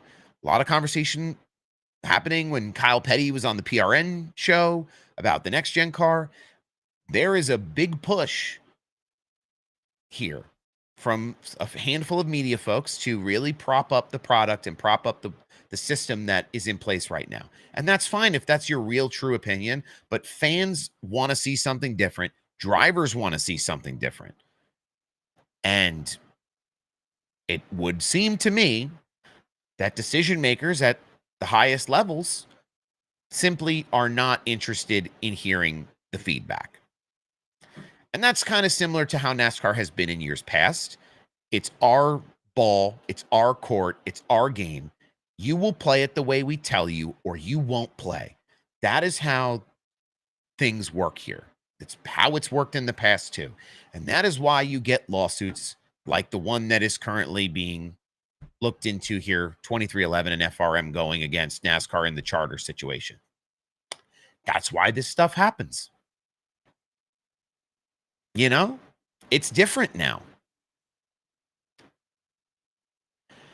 But I find it very eye-opening that Mamba would tweet this, and I'm really curious to see as this is like the media rounds, right? We do our show Monday mornings. Just typically the teardown happens Sunday night. Then Actions Detrimental will come out. Door Bumper Clear will come out. Harvick Happy Hour will come out. I'm curious to see if people will latch onto this a little bit more and talk about the shift in commentary from a certain group of media members. You don't have to disagree. You don't have to agree with everything everyone says all the time.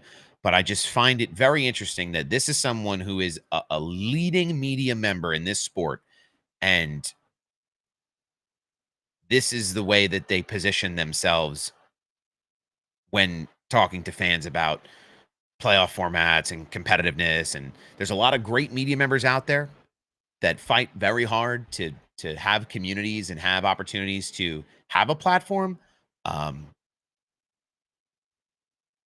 So this is kind of like a slap in the face to me a little bit to people who want to have, good discourse with their communities, with the fan base, and share opinions back and forth, to just come out here and say the point isn't to crown the best driver. Not my jam to hear that. So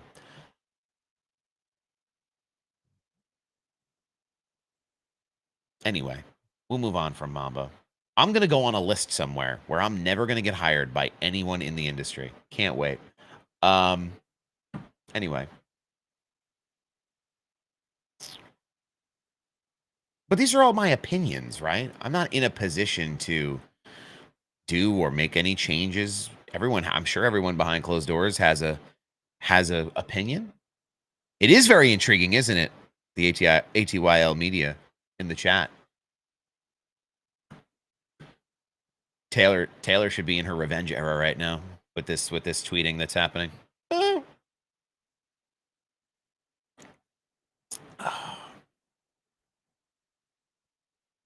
Yeah, no, I'm happy to talk about it because it's something that, and I've met Mamba a handful of times. He's a nice enough guy, right?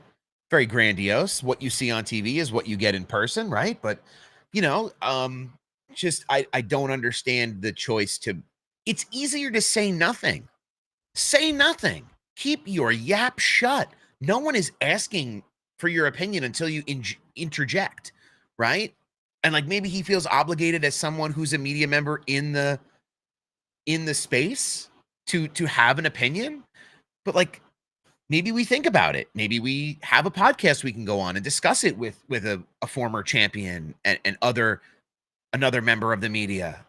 Maybe we can have a little bit of devil's advocacy happening on a live, in a live discourse format where they're doing a podcast versus tweeting.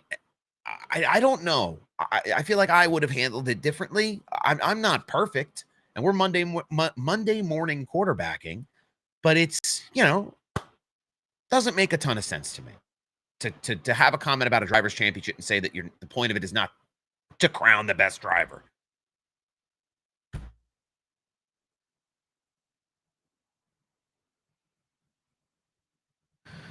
Here you go. That's the thumbnail.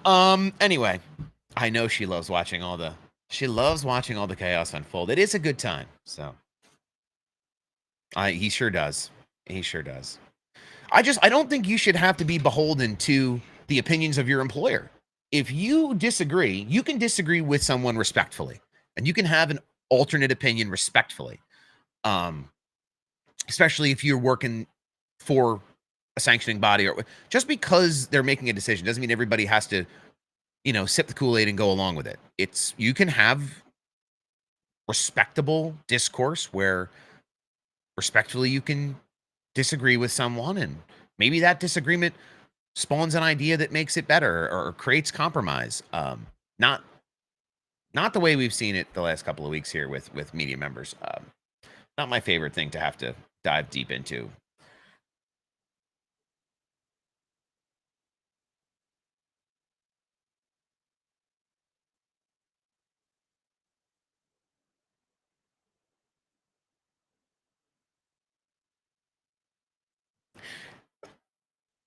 We did get some fun racing though from Anderton Speedway, right? That's where they were. Cars Tour.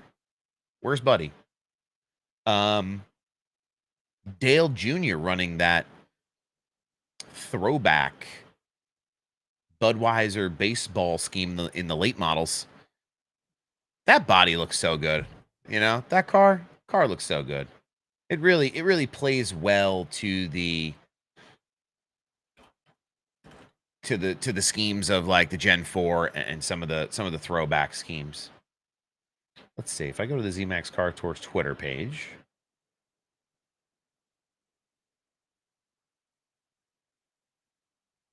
I don't know who won this race.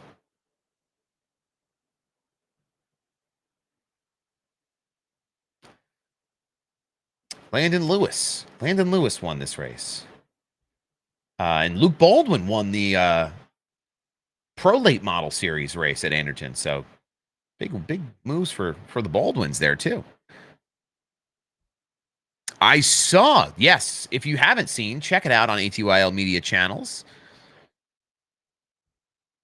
Buddy got a great interview with Dale Jr. talking a little bit about the heritage of some of those throwback schemes and about how Dale Jr. was, I don't know, almost emotionally thinking about, the history of his career and the impact that he's made and how he can kind of carry that into the future with what he's doing in the late model series, in the Cars Tour series, and bring some of that back to life for the fans. I think, maybe there's situations where drivers don't realize how big of an impact that those small things to them play into people's lives as fans. But yeah, really cool interview that Buddy was able to get.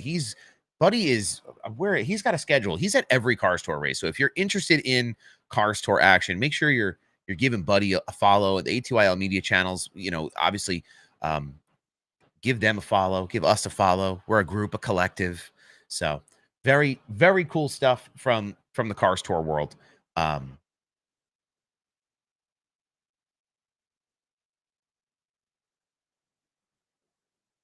Very cool stuff because it's in the Cars Tour world. I don't know. That's a series that I'd like to see more of, but don't ever know the right way to do it.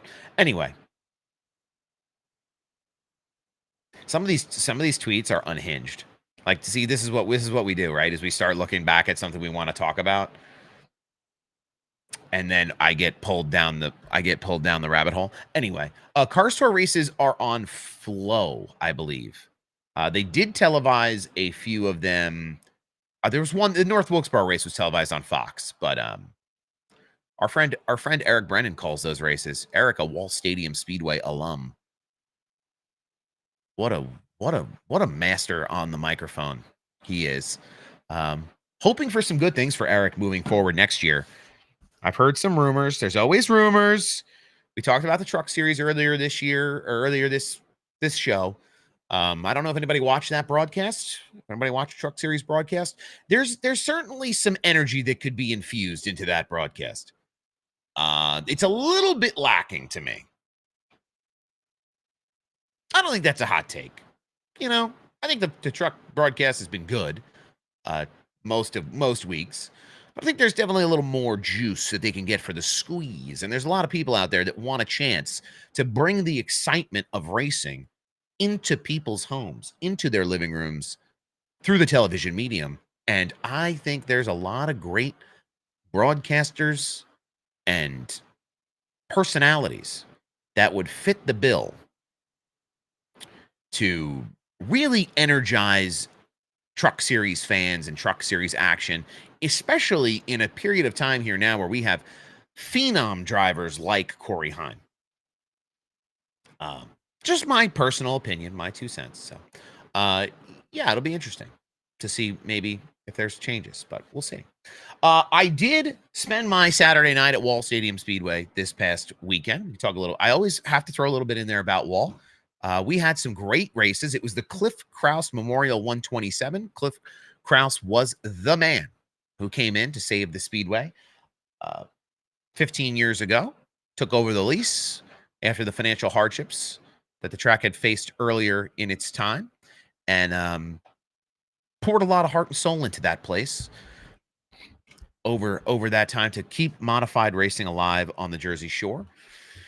So they run a memorial race for him. All the shorter feature races are 27 laps. That's the family racing number is 27. All the feature races are 27 laps, and they run a 127 lap modified feature as well. Now I'm going to try to think because not all the series ran, so I have to really pick my brain. Brian Osborne won in the factory stocks. We had a chance to be down at Victory Lane chatting with Brian Osborne. It's one of the things that I do for Wall Stadium is I'm able to get down there in the pits and get down there on Victory Lane and have conversations with folks and get some information. So we have a lot of fun doing that. But Tyler Truex was the winner of the Cliff Krause Memorial race, the 127 lap feature. I mean, this was an event that highs and lows, ups and downs. I really wish they had more live video footage, but you can watch some of the recaps of these races on YouTube now. They have a YouTube channel where they're featuring some of this stuff. Great modified racing. If you're a fan of modifieds in the Northeast, Wall Stadium is most notably known for the Turkey Derby, which happens in November every year. But yeah, this was Tyler Truex's. I believe this was his biggest win of his modified career. Goes home with a $7,127 check from being the big winner. There was a lot of beating and banging that happened at the front. Guys utilizing different strategies. It's interesting to see what it looks like for modified drivers to have pit strategy. Not the same as other racing series, right? You can change one tire, you can rotate tires, you can put 4 tires on once, there's all different types of rules and stipulations that happen in a race like this. And it's not like a professional pit crew. I saw a team this week where there's a car owner and former NHRA pro stock driver who is with wrenches, tweaking the suspension, out there throwing tires around, hooting and hollering at folks, and making sure things are getting on that car to get their driver back out on track as quickly as possible. The pressure is high. They're all set up next to each other coming in. It's, the other thing that intrigues me about, short track modified racing and local racing in general, there's people who are in the pit that will just help anybody on pit road. There's a tire floating around. Somebody grab it. Somebody's going to grab it. You don't have to be, they don't belong to you. You didn't come with that person, but they'll grab it and they'll throw it on your stack and they'll help you grab a tool or do a thing and be involved because they want to see everybody get out there and race and be competitive in these events. So something really cool that I noticed this week. This is one of the bigger events that they do at Wall. They do the Garden State Classic, which was a couple weeks back. They'll do the Cliff Krause Memorial race, and then the Turkey Derby is obviously the next big one. So if you have the opportunity to come out in November to Wall Stadium, I would encourage that. It's a great event. There's a lot of great drivers that come out from the Smart Tour. There's a lot of people that work on that Smart Tour that are part-timers at Wall. So a lot of dedicated folks. A great weekend for Tyler Truex. I think it's been quite a while since that 69 Dover Contracting Modified has been back in victory lane. So good for him, good for his team, his family. I know his dad has been sick for a while. So it has to mean really a lot to them to put that car back in victory lane and be able to celebrate such an accomplishment. So big props to that team and to those guys, that 69 car this weekend at Wall. So, what else we want to talk about before we go? I got about 18 minutes left. What do we want to talk about? Chat, help me out. I don't want to keep scrolling Twitter. My stomach hurts. My stomach hurts looking at NASCAR Twitter.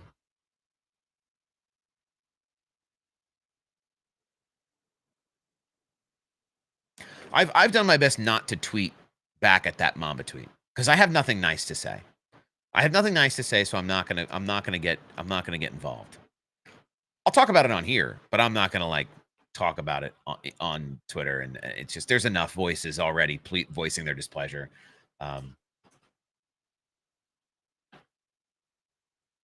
Breakcard quoted it as well and had a good point. Wouldn't winning the title with 1 or 2 races to go crown the best team, the team that executed all season long better than anyone else?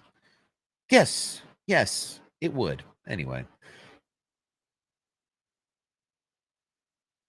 And again, we talked about the good race poll, the Gluck good race poll. 83% of people said yes. It is the number 2 Richmond race out of 18 in the poll. The best was the spring race Carl Edwards won, 2016. It is the 6th highest rated short track of the next gen era. And it is the best NASCAR Cup Series race since Summer Atlanta, June 28th, this past year. So.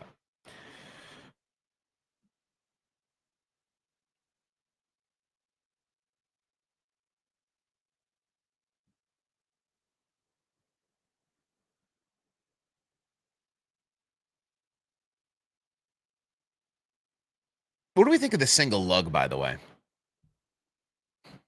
I'd like to walk back the single lug in the Cup Series. I'd like to go back to the 5 lug. I'd like to go back to it. I don't remember ever seeing as many tire failures as I've seen. 1 point of failure, obviously. If you got 4 lugs on in the 5 lug era, the tire stayed on. I think that 1 point of failure is really difficult.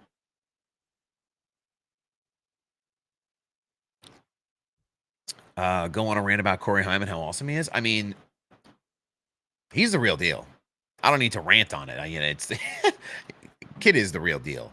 Head and shoulders ahead of competition in the truck series. And one of the only Toyotas, by the way, that Tricon team has other drivers and other trucks that should also be running as competitively, but it just shows you the disparity in the driver pool where he's not the disparity. That sounds negative. It's not negative.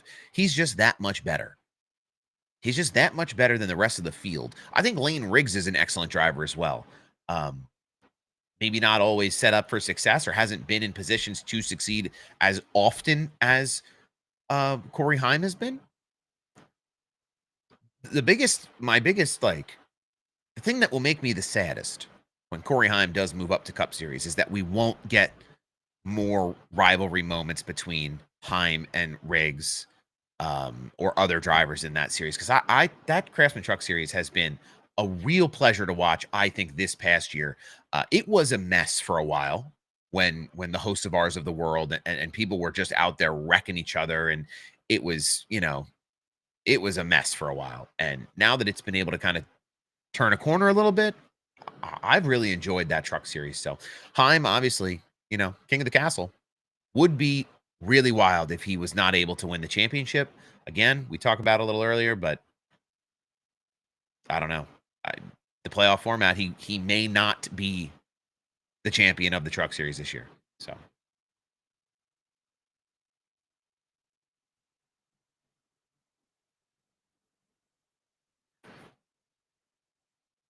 O'Reilly's Auto Parts. O'Reilly's. I'm so curious what they're gonna say in Victory Lane. This car is as great as O'Reilly's Auto Parts. Like, I don't. What is the tagline? What is the tagline for it? I don't know.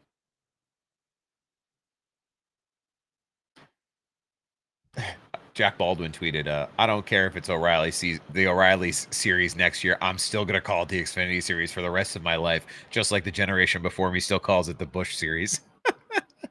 It just goes to show how valuable those partnerships are. Um, it becomes like this cemented branding of what the series is. I'd like to see them go back to a place like what they did with the Cup Series, where it's the NASCAR Cup Series sponsored by, and they have their 4 key partners. Um, I'd like to see them do that for. I like to see them do that for the trucks and for the Xfinity cars. But I don't know, what would you call the Xfinity cars, right? Like the Cup Series, then what? Like the Touring Series? That would be like the second tier, and then the Truck Series. What would you call that middle series if it wasn't sponsored by a brand?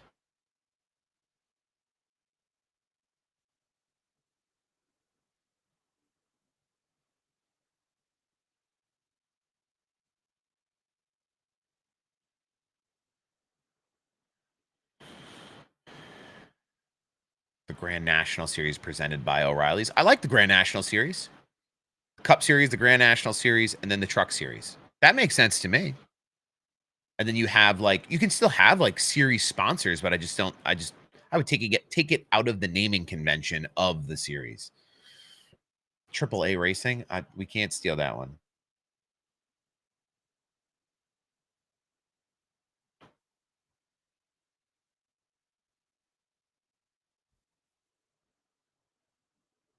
Oh, there was a fun moment. We could talk about a fun moment, right? A fun moment on the headset for Bowman this weekend. Kevin Hamlin told him that they have to go to the back for delaying the start, and Bowman asked if he was kidding, and Hamlin said, "Yeah, I am. I'm fucking around with you. It's all good." Um, does that give you like the ultimate pass to go up to the tower and choke your spotter to death? Like what? Oh no, this is not a slide job, Brandon Yeti. No free ads, but this is my Eaton performance product, Yeti, that I've been drinking out of for the last 10 years. I don't have any slide job brand. I have the hat. That's about the only slide job branded thing that I have. We were on some shirts for a micro stock. So we were branded. We were sponsoring a micro stock. Driver and avid chatter in this stream, Robert Fusick, had a deal set up, and then they canceled the series. Guy was supposed to run like 3 or 4 races in the micro stocks, and they canceled the series on Sunday at Wall. So they did run at the intermission this weekend, but there was only 2 of them that showed up. So I guess they're not too happy that their Sunday series got canceled, because they didn't decide to come out and support the Saturday night stuff. So the way the cookie crumbles sometimes, I don't know. That's for people more important than me.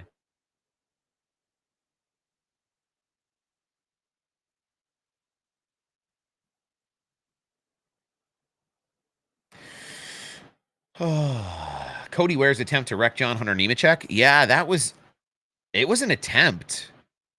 It wasn't a very good attempt, but it was an attempt. I don't think Cody Ware can afford to have beef with anyone in the field. You even if you get roughed up, you know what you're there for. I wouldn't be beefing with teams, especially that RWR and Legacy are engaged in this kind of off-track stuff too. Just be the bigger person. Leave it alone. I don't know. Easy to say, hard to do. I get it. Who am I? Just a yapper on the internet, just a head on a screen for now.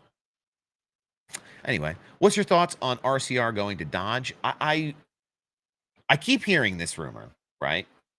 Somebody needs to tell me where they're hearing it from. Because I don't think you're going to get RCR going to Dodge, personally. I think the heritage, it is a heritage brand of Chevrolet in the NASCAR world. I don't know. I would be surprised if they did. It would be great for their development and for the tech. $100 fact, 100% fact.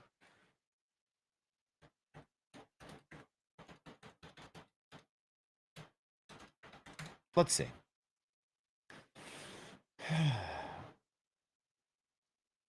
Yeah, it looks like people started talking about it on about 2 weeks ago.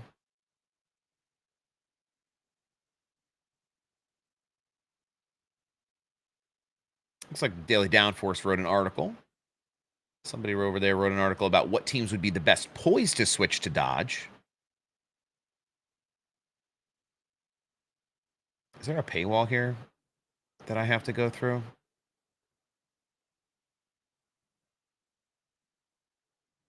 All right, so let's read. Let's read from the Daily Downforce. I consider them like a very credible publication, right? So what NASCAR Cup Series teams would be the best fit to switch to Dodge, right? You know that the Ram trucks are going to come in, and that's going to be part of it. It's going to be part of Dodge's reintroduction into motorsports is the truck series. But in this article, the first one is Team Penske switching to Dodge.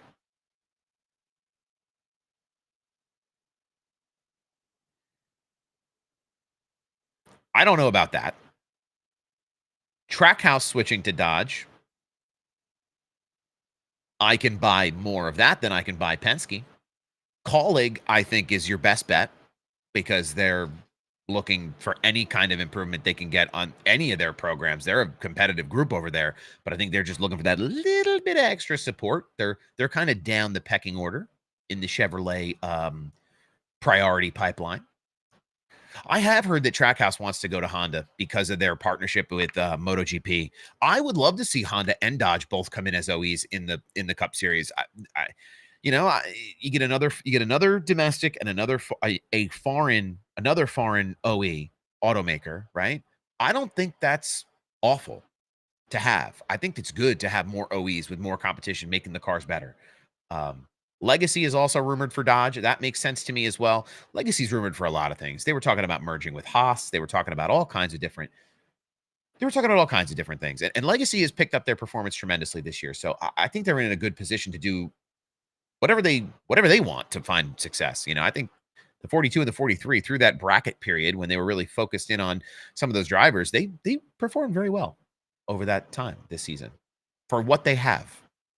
Let's be realistic. Yeah, it is good for the health of the sport to have more diversity in OE presence, I think. The only thing I don't like about a potential Honda introduction is the hybrid stuff. Now I think hybrid race cars are super cool, right? So like IMSA, like the Cadillac endurance cars, like our V8s with hybrid technology in them. But you hear that thing fire up, like, come on now, that thing's ready to roll. You still feel freedom coming out of those tailpipes. You know what I mean? Well, they don't have a V8. Honda's holdup is that Honda doesn't make a V8. What are you going to do? How are you going to introduce an OE into a sport where all the cars are V8s and the OE doesn't make a V8? You're going to have to change something. Is it worth that level of partnership with Honda Probably. Probably is. Oh, man, I got smoked this week in the ATYL points. We talked about it last week. Sal won. Sal won the Watkins Glen picks for the ATYL Media fam. That's 2 wins for me this year. But this past week was really unfortunate. Who did I pick to win at Richmond? The 11, the 19, the 17, the 20, and the 24 were my picks for Richmond. Not bad picks, but just not as good as they needed to be to compete with a couple of folks here. Daytona picks thread. Do you guys want to help me pick my Daytona picks? You guys want to do that?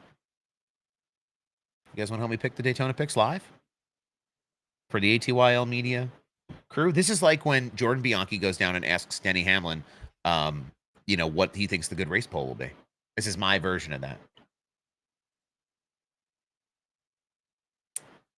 All right. Okay. So we have some Fords. We have some Ford people here already. Howard's saying Big Brad. Alex is saying Austin Cindric. Austin Cindric and Brad run really well here, but they usually get into each other. Typically.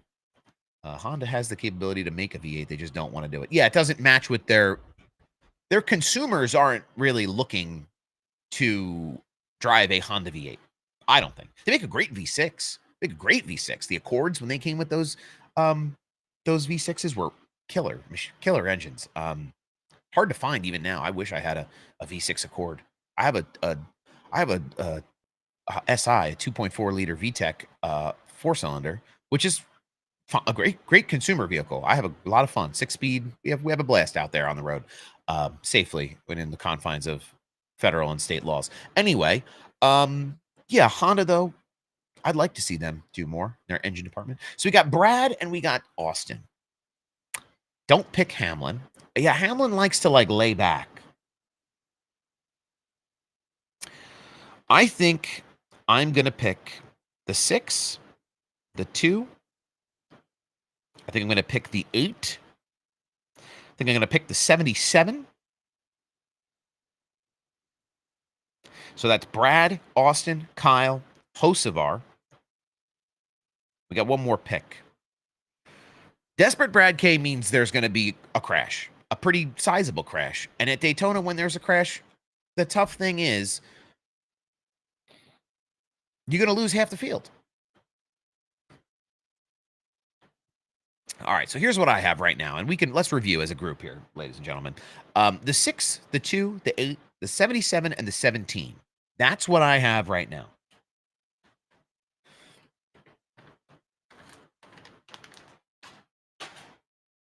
So I have 2 RFK entries. Now, the only thing I would change maybe here, do we think Austin Cindric is the Penske car that's going to win? I don't think, how could you not pick the 24? I think some of these guys who are just getting ready for the playoffs, I don't think they're going to want to push to the front.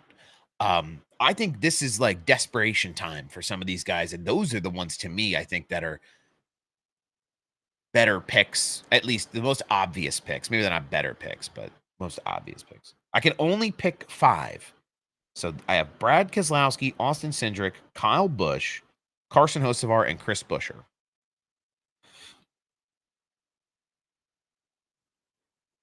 Bowman could win. Bowman could be at the front. He runs well there. I feel like Logano crashes out. The 21 will end up decent with a shot winning with those Penske guys. Yeah, there's I don't know. It's always tough for me to pick at Daytona. The 45, that's another good one. That's a guy who needs to win. I like that. All right, so here we go. Let's go back and make some changes here.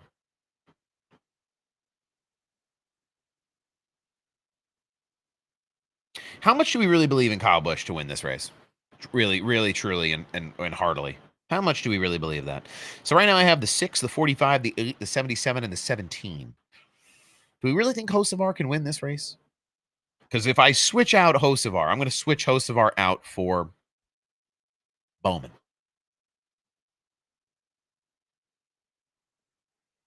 There's some other folks in here who have picked Michael McDowell, Ricky Stenhouse, Eric Jones.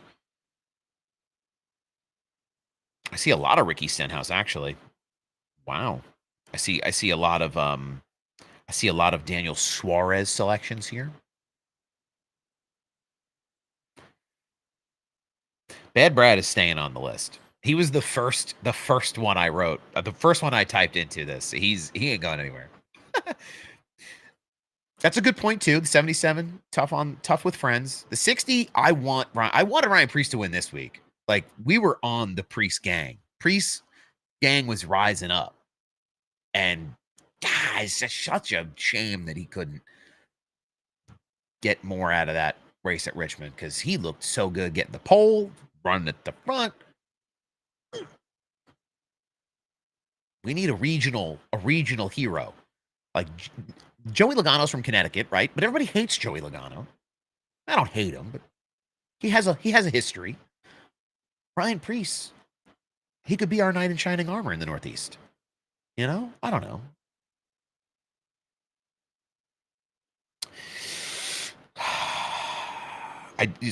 That's a good point, though, about the 77. I don't think people are going to be terribly friendly with him helping him get to the front or pushing him to a win. All right, so let's review quickly. It's 10 o'clock. I didn't think I would go 2 hours today, but now I'm going to go over time, which is the story of this show. If you're new here, the 6, the 45. So Brad Keselowski, Tyler Reddick, Kyle Busch, Alex Bowman, and Christopher Buescher.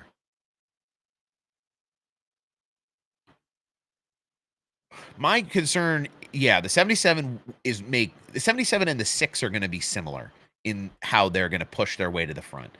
Usually when the 6 pushes his way to the front, there's calamity that ensues, right? I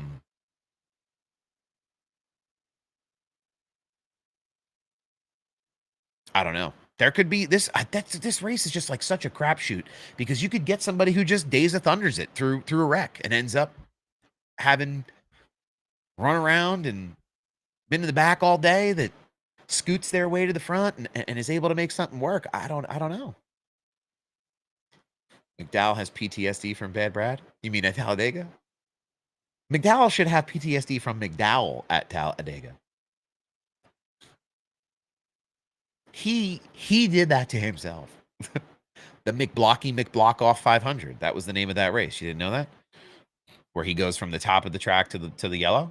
You mean people shouldn't do that? I'll never forget that one. We did a podcast after that, and we called it the McBlock-off 500. It was one of the most listened to episodes of the podcast last season. And I don't know, that image of the 34 car just flying down 3 lanes through the tri-oval just is seared into my brain. It's so stupid the way that he decided to do it. I get why, but like, just looking at it, it's like what? The Spire cars will most likely work with the other Chevys and break it off at the end, probably. I wonder what those Spire cars will be able to accomplish. I don't know how much speed that 7 car has. You got to think they'll maybe work with some of the Hendrick cars, but we haven't seen them work with the Hendrick cars a ton this year. The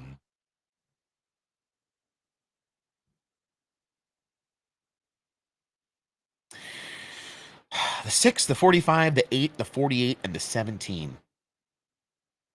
I think the Fords are the cars to watch for me. Like, the guys who haven't won, they're going to be more desperate, right? But I think that 22 car is going to be in the mix big time. Like, the Penske and the Penske affiliates seem to work best together, right? So, like, Josh Berry isn't a bad pick for this race, to me. They're gonna work well with him and together. So, I don't know. Also, I'd like to say, while we're here, I wear a lot of shirts on the show. I'd like to improve my wardrobe of racing shirts. I'd like them not to just be like Cup Series drivers. We talk about modifieds. We talk about Wall Stadium stuff. We talk about Cars Tour stuff. Is there a place that I can get like T-shirts or apparel for other series? I don't know if there's like a website that everybody knows about that I don't, but I would love to wear some of it because I follow other racing, but I never represent that in my content. So if anybody knows where I can find that, drop a line. Oh, God. Okay. Anyway, a lot of Eric Jones picks, a couple of Priest picks.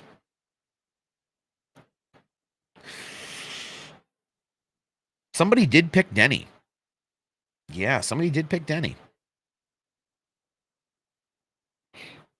Yes, indeed. Wall Stadium Speedway. That's where we spend most of our Saturday nights. 1, 2, 3, 4.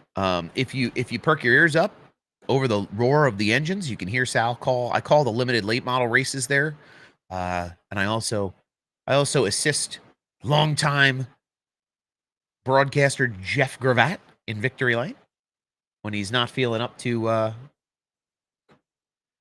hoofing it down the steps and over the guardrail. I jump in there and give him a hand doing some Victory Lane interviews as well. Oh, there's someone will run that track next year.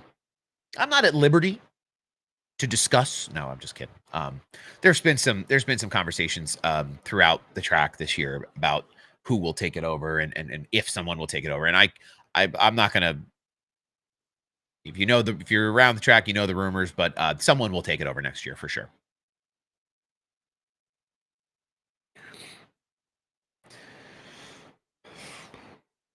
The 6, the 45, the 8, the 48. Either I'm putting in the 17 or the 22. Those are the options right now. Though I'm stuck between those two.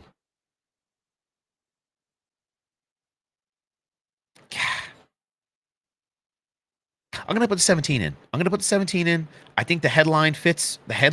Better. I think it makes a lot of sense for somebody in this RFK camp has to go. They have to go. Priest hasn't run great at super speedways.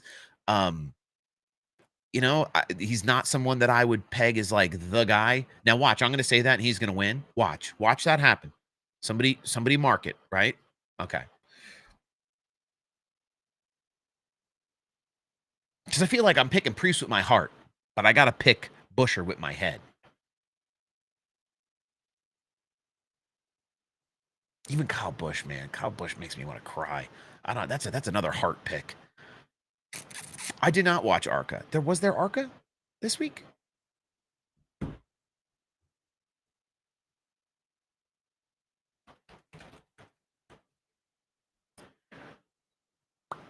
I hate that the ARCA series isn't like on the NASCAR website.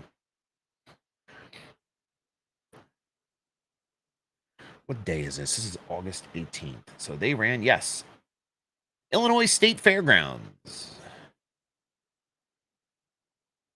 Butterbean Queen on the pole. Brent Cruz won that race. Very nice. I did not see that. On dirt, no less. Very cool.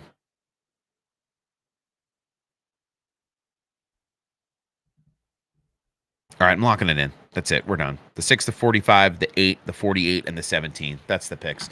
Anyway, just want to thank you all for your time this morning. 2 hours on the stream, 2 hours and 7 minutes here on the TikTok and on the ATYL Media channels, Facebook, YouTube, Twitter/X.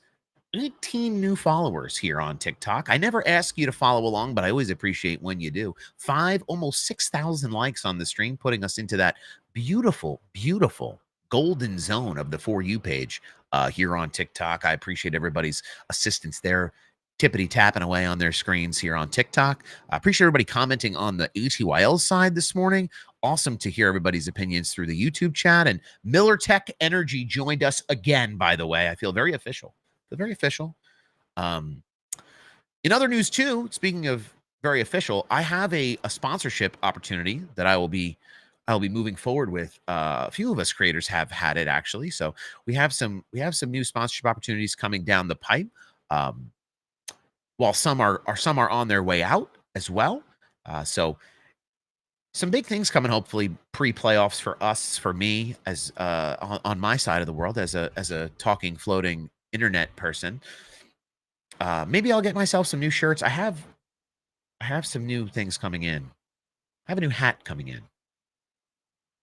A lot of hats. I have so many hats. It's really disgusting. I need a way to display my hats as well. If anybody knows anybody who wants to sponsor me that wants to give me hat displays, I need a hat display thing. I need new, smaller teams, shirts, local racing shirts. And then I need a steady income to replace my 9-to-5 job so I can do this full time. So, those three things, if anybody knows anybody, just give me a call. TMs are open. Slide in. Anyway, on that note, I will give my final Daytona prediction, and then we will be on our merry way today. I do think we will have a new winner. I don't think we're going to get away with a repeat winner here, especially with how hard these drivers are going to be pushing to make the playoff out of the cutoff, right? Playoff, the cutoff, the cutoff, the playoff, the playoff, the cutoff, the cutoff.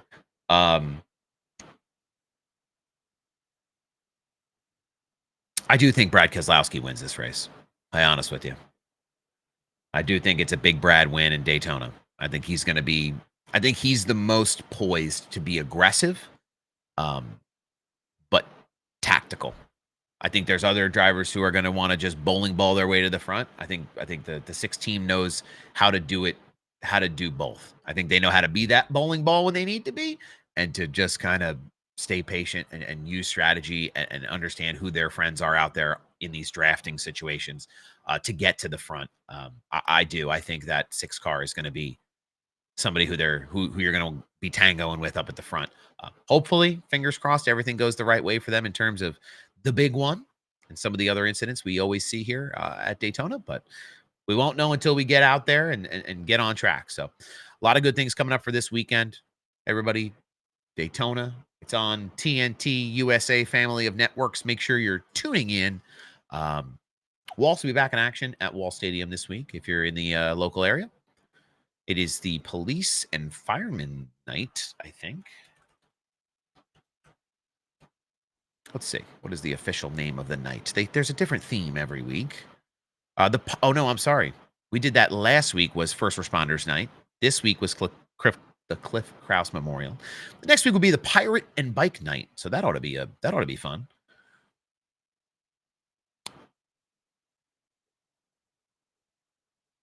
I want to know when the super modifieds come. When is that happening?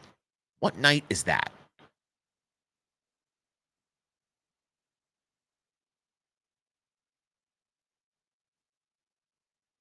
Where? I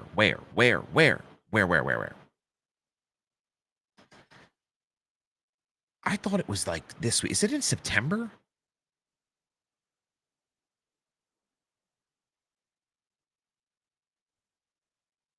Everybody races that night.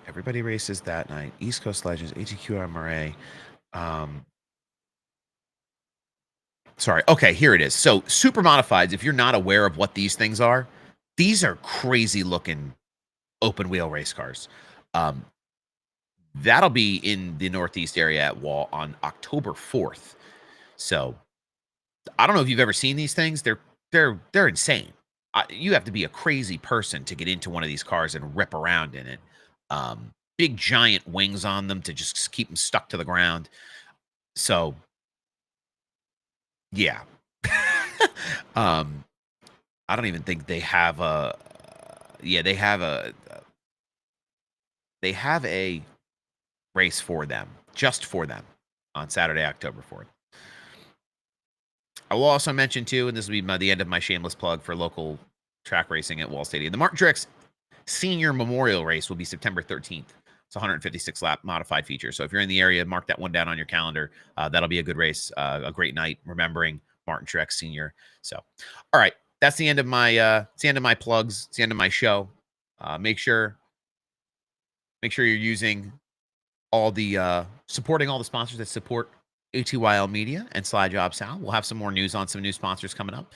And if you know anybody who wants to sponsor the show or do some content partnerships with the old Sly Job, we're always continuing to grow and be partners for those in the industry that want to flourish and succeed in this community. So if there's any conversations around that, always happy to have them. Brian, thanks for tuning in. Ken, Howard, Slim, Frosty, Alex, NASCAR Will was in here. Peebles was in here this morning. Brady was in here this morning. Let's see who else. Smithereens was in here this morning. Jeremy was in here, got us going again on the Mamba stuff. Brandon was in here. Split G2 bow hunting. Thanks for tuning in. Gort, sure, why not? Thanks for stopping by. Kyle, Austin, thank you for coming in. Frosty Austin came in this morning too. Reserve M Bush came in. We had 18 new followers, so that's a big push for us. We're always looking to grow and expand the community. So if you know people that like this kind of conversation and want to tune in every Monday morning on TikTok as well as the ATYL Media channels, share the stream with your friends. Love to continue the conversation and have these chats each and every week. And we will catch you guys next time right here